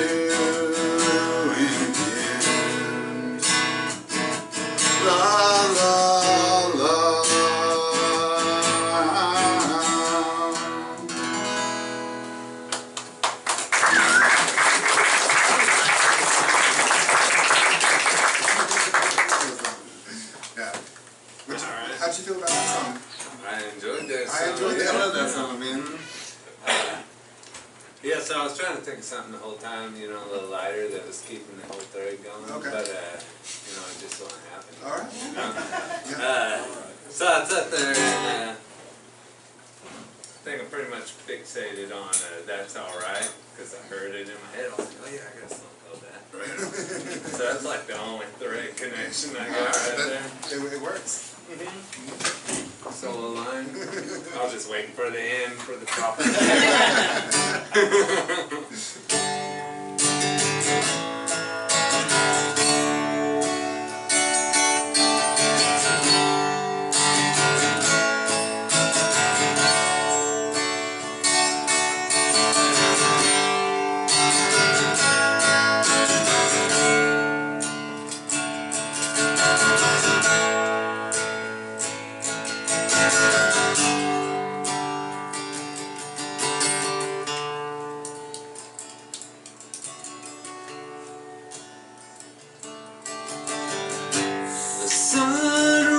Is when it's time, crosses the horizon and shines, shadows stretch and switch sides as another day dies. Here's way tonight, and that's alright.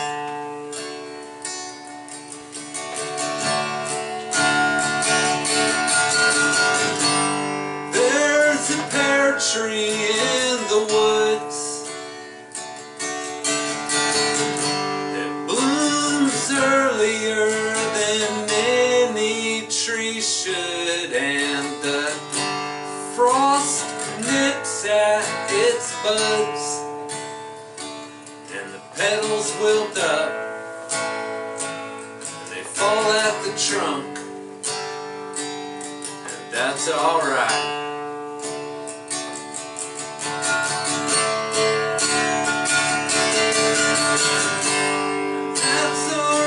That's how things go.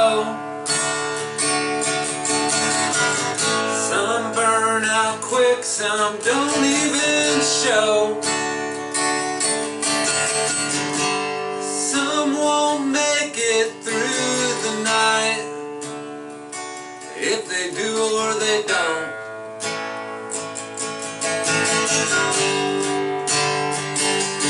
that's alright.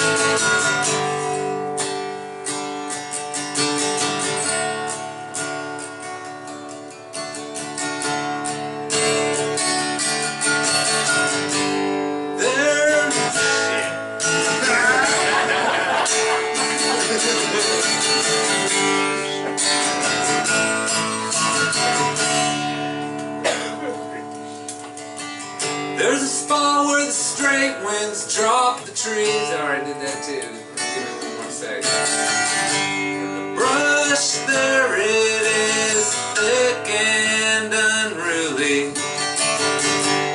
Thorns cross and intertwine, and they fight for the light, and they steal it from each other, and that's alright.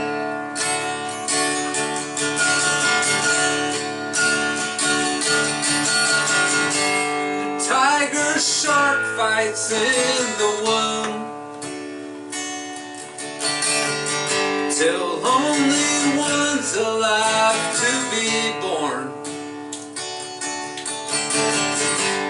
Flesh torn before they ever see the light, and the weak they die, and the strong survive,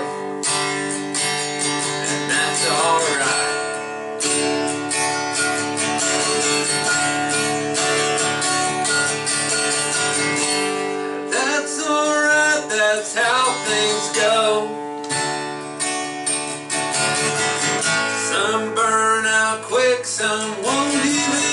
show.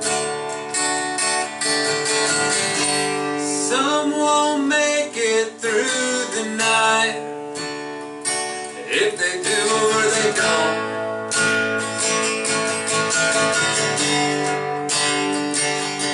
that's alright.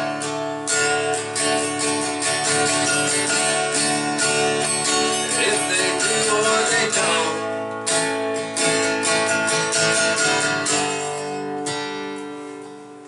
that's alright.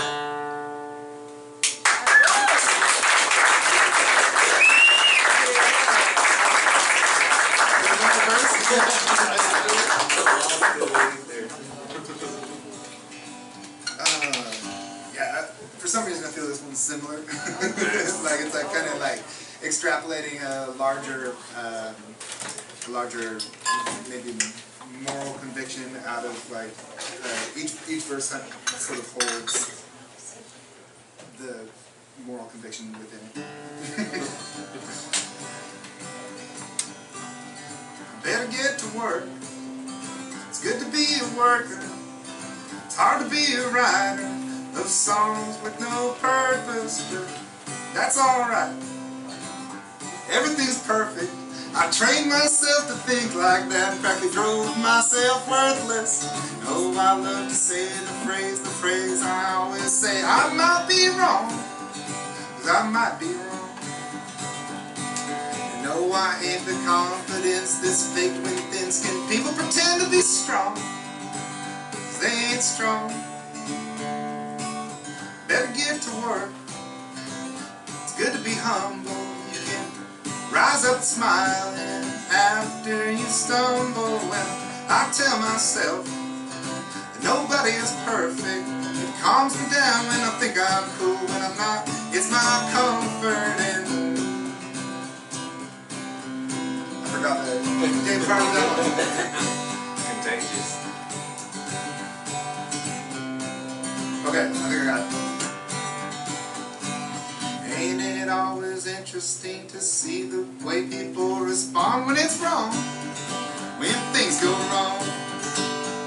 I mean, do they reassess themselves or look for help or find someone to blame it on? Who you gonna blame it on? My father, rest his soul, was a family farmer. His finest hours were raising something. He raised us kids. He raised the crops up and he raised the horses and the fowl and the livestock. To this day I have maintained in my own way a sense of farming time. Farming time.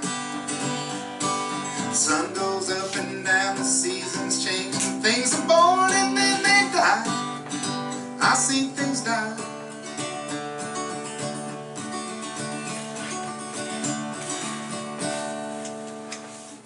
Better get to work while the sun is shining, 'cause no work can be done in the darkness of night time. But I think it's morning, I think things are growing, and I hope to harvest the seeds that I've been sowing. And I know no matter what I do, things might fall short, of course. But I'm just grateful for my labor's fruitful nature, and I'm suited to the work, suited to my work. I better get to work. It's good to be a worker. It's hard to be a writer of songs with no purpose.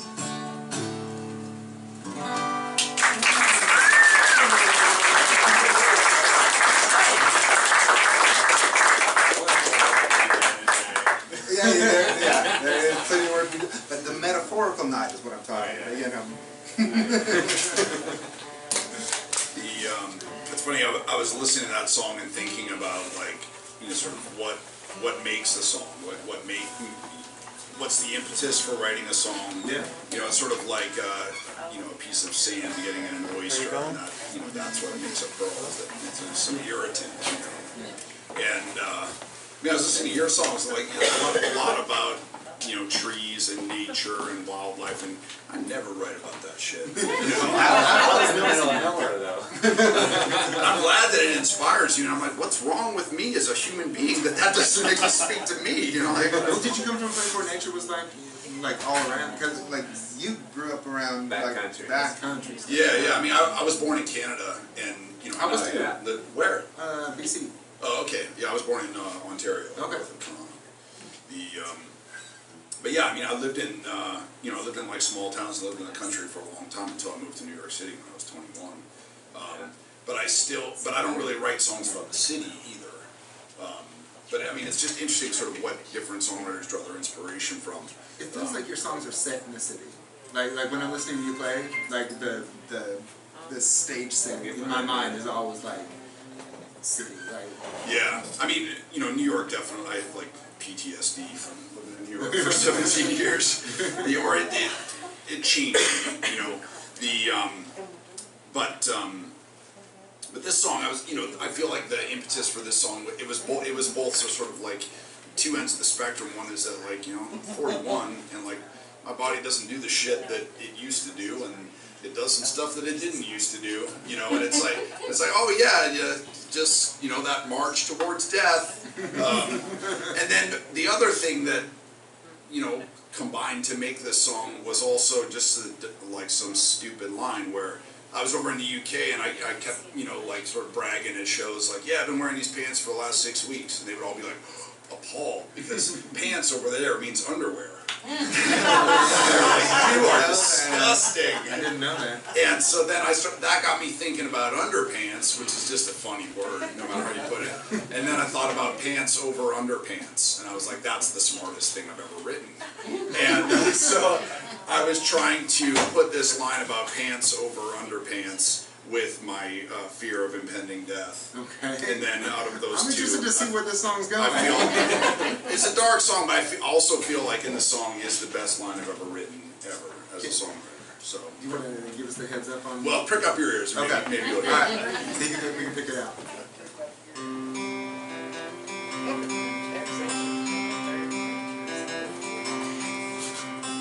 You feed the body. Put socks on its feet, you brush its hair, you brush its teeth.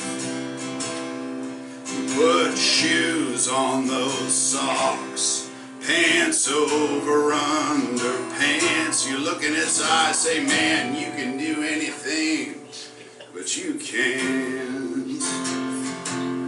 Stick that body in a car. Stick that body behind a desk. You check its smile.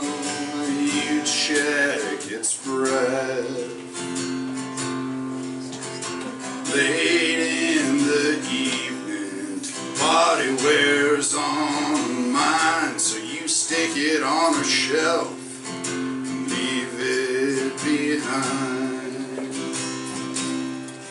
My mind in dreams in my mind. Nobody, no trouble on my mind. At times it seems a body wouldn't mind to lay vacant a while.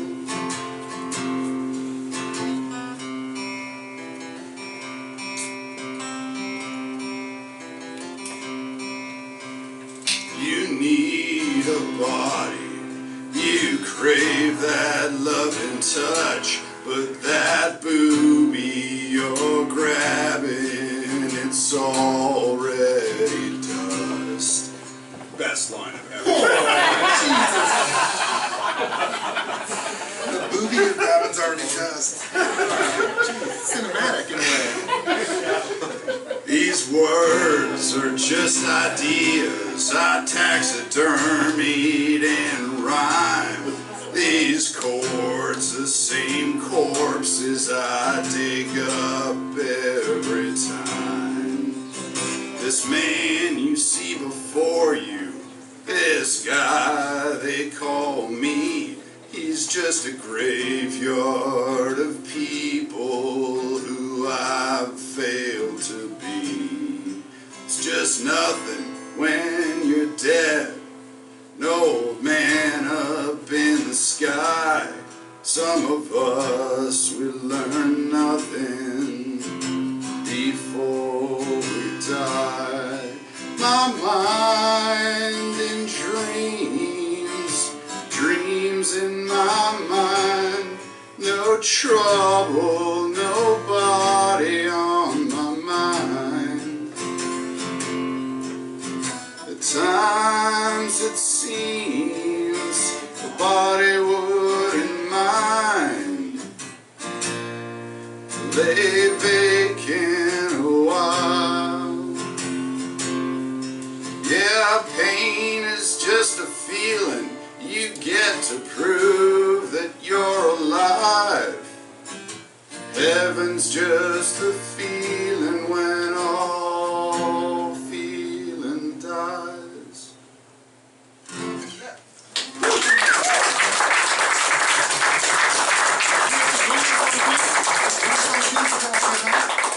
Okay. Yeah?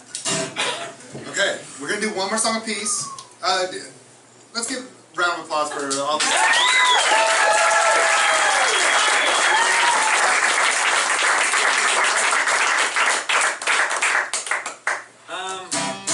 Take us out of this hole, man. Well, what else is going with that?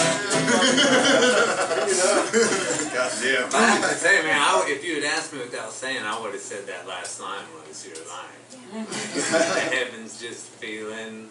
What is it again? Heaven's just a feeling when all feeling dies. Yeah, it's pretty good. Yeah, So I'm gonna play a song that I've played a long time. You know, I've been trying to like keep the thread thing going. So the farmer. I think all bets are off. I'm like pretty sure there's like a farmer reference in it.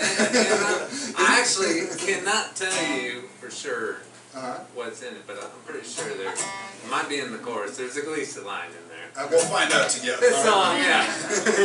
This song's kind of all over the place. It's about traveling, sleeping with random women, and the assassination of Osama bin Laden. Oh, wow.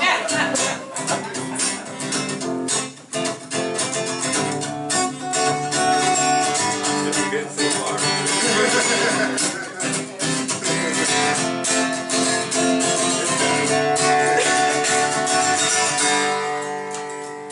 Well, warm spring night feels so good, and I'm caught in the world of could and should, and I'm thinking I should follow my mood, but that's got me in trouble a time or two. And all of the buds are off of the trees, they spread out their arms and turned into leaves so thick out there I can hardly believe that all of my seeds are about to freeze. So take me to the station, I'm headed south. I got memories pouring out of my mouth, and sometimes I don't know what I'm talking about, but I could use a warm bed and a little bit of drought.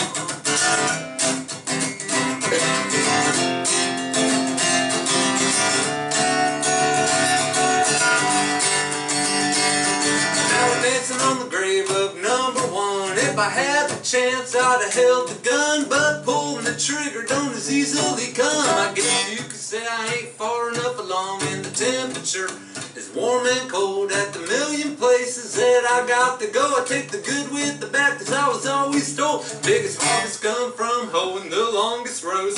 Hey, to the nation, I'm headed south. I got memories pouring out my mouth, and sometimes I don't know what I'm talking about, but I could use a warm bed and a little bit of drought.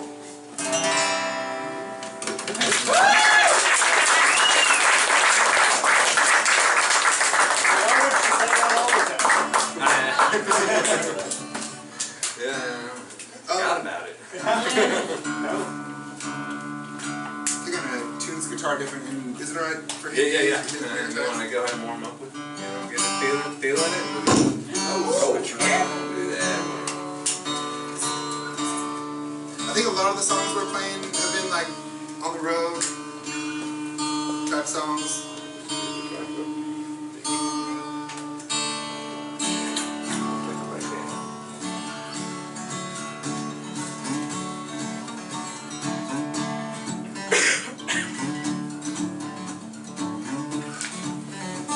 Life on wheels that finds me driving sleeping passengers around, and I safely navigate my way into and through another sleeping town. I've read more words off road signs than I've read from out of books and magazines. I've drove to both the oceans, I've seen lots of crazy people in between. It's life on wheels, life on wheels, life on wheels.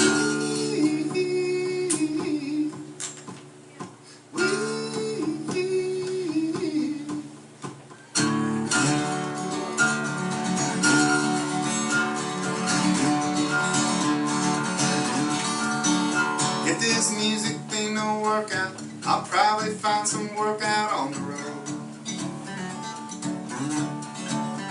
Take mercy on my girlfriend, find an occupation close to home. It's this life on wheels that's painting freckles on the left side of my face, and nothing can be even anymore. Imbalance is the only way.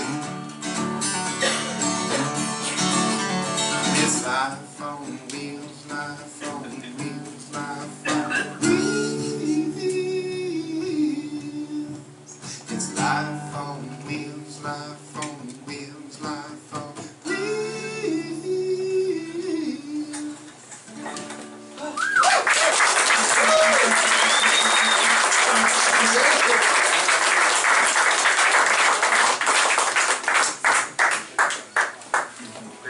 It's funny, he just comes back to the road, man. It is silly on the road. Like, when I was younger, all my songs, I mean, when I started writing songs, it was all about girls, and it was all about drinking, and now it's all about the road. It's like, just traded one sickness for the next.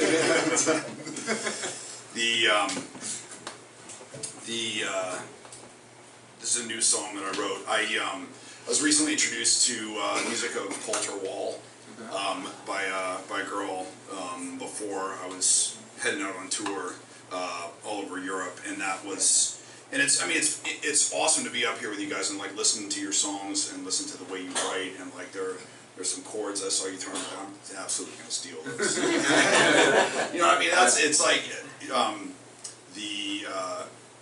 it's a huge privilege to play with songwriters that you want to steal from. Yeah, So, so I'm grateful to you both. But also, you know, being on this tour, and when I was in the UK, I was like playing against World Cup, which not like I needed another reason to hate sports, but it gutted all of my shows, and it was rough. And you know, those Coulter Wall records like really sort of just kept me rolling. And then I was sitting down to write this song. And I had since like fallen in love with the girl, but was trying very hard not to tell her. And the way that manifested was by biting a chord progression from a Coulter Wall song to put in this song. You can't really hear it, but it was like a way of, an Easter egg or something, a way of hiding that feeling or something. Also, I have to make a brief commercial message. I know that the life that we've described up here sounds incredibly glamorous. You folks may be stunned to know that we do not make a lot of money.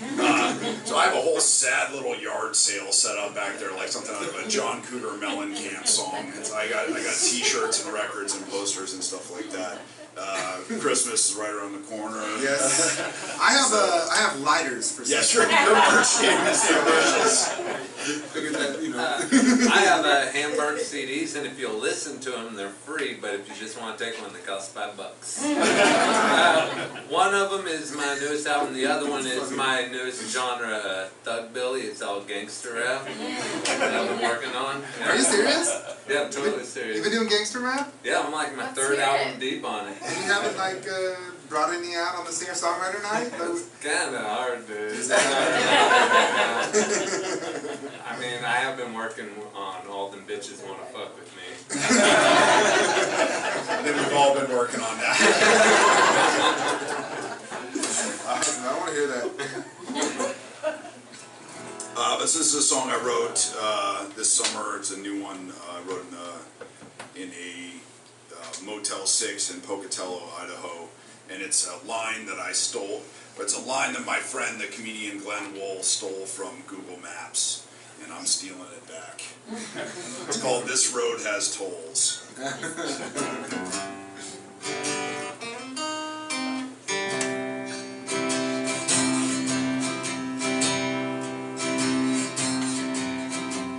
Hold on yesterday's t-shirt and some jeans from the day before.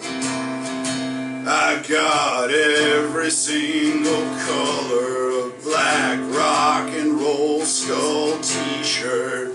Now remind me what I'm dying for.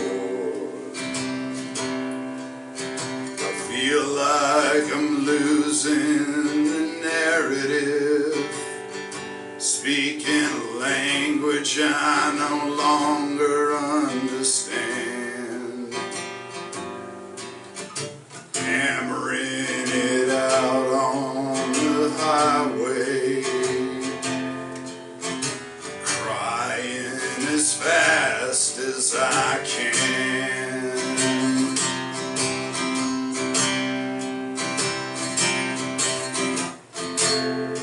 This road has tolls.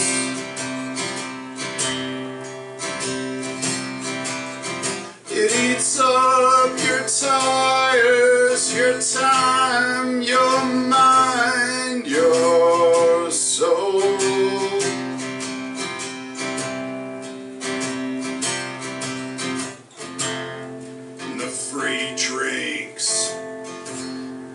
The free drinks ain't free. And if I ever make it home, I'll find home has lost everything, made it home to me.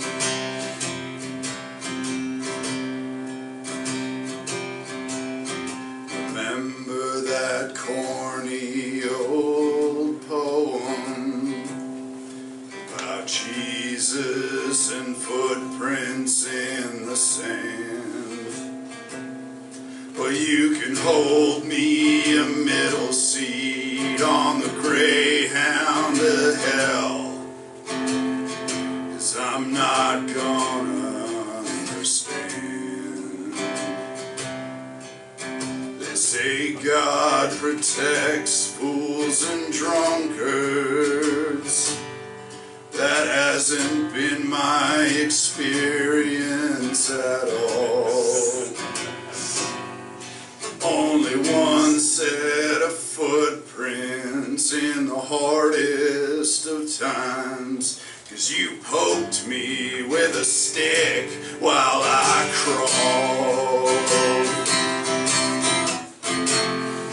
This road has tolls.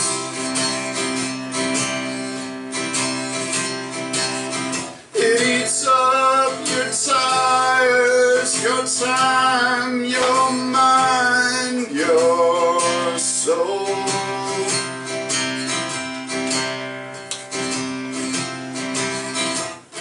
And the free drinks, the cocaine, honey, this hotel room wasn't free.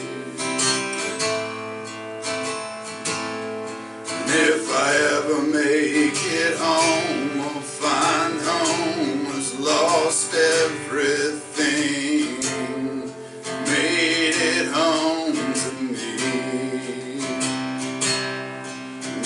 I ever make it home or find home, has lost everything, made it home to me. If I ever make it home or find home, has lost everything,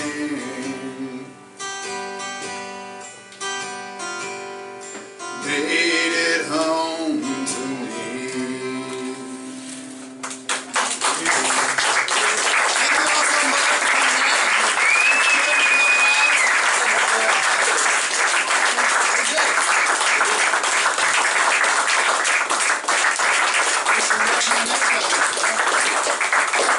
Mishka, Shublay, Ted Miller, and Josh, JrSoapBox.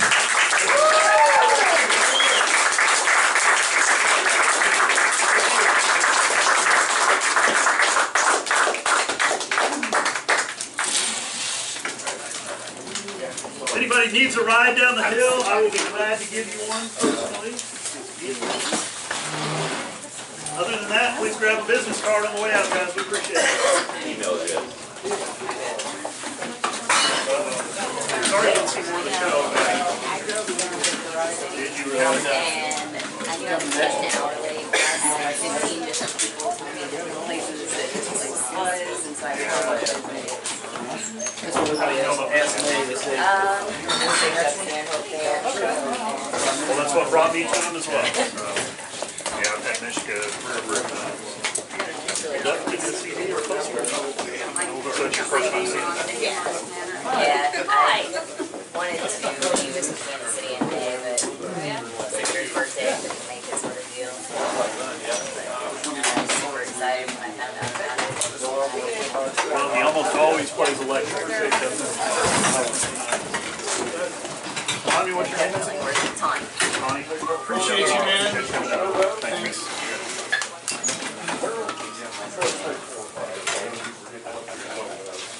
Thank you, sir.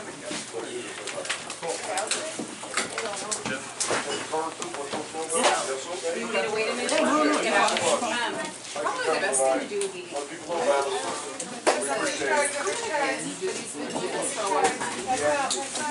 Locally, that has access to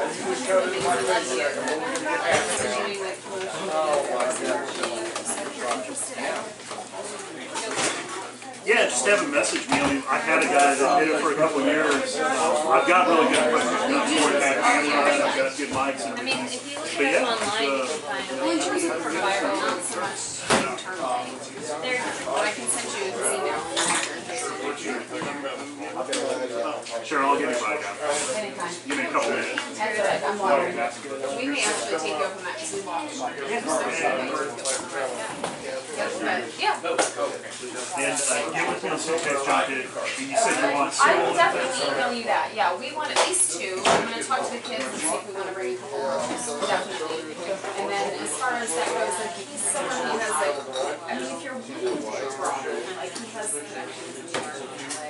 Like, I don't know. I don't know if you want to keep things kind of. I walk kind of a fine line because I'm a house concert, right? So I can't really do like any formal real advertising. It's more of a word of mouth thing. Yeah, I'm always interested in talking to people and you may have some interesting video ideas and stuff like that. That's what I was thinking. Just make sure it's perspective. But I don't mean to push anything on you. We're more interested in something that can see the concert. But I thought I would share that. Okay.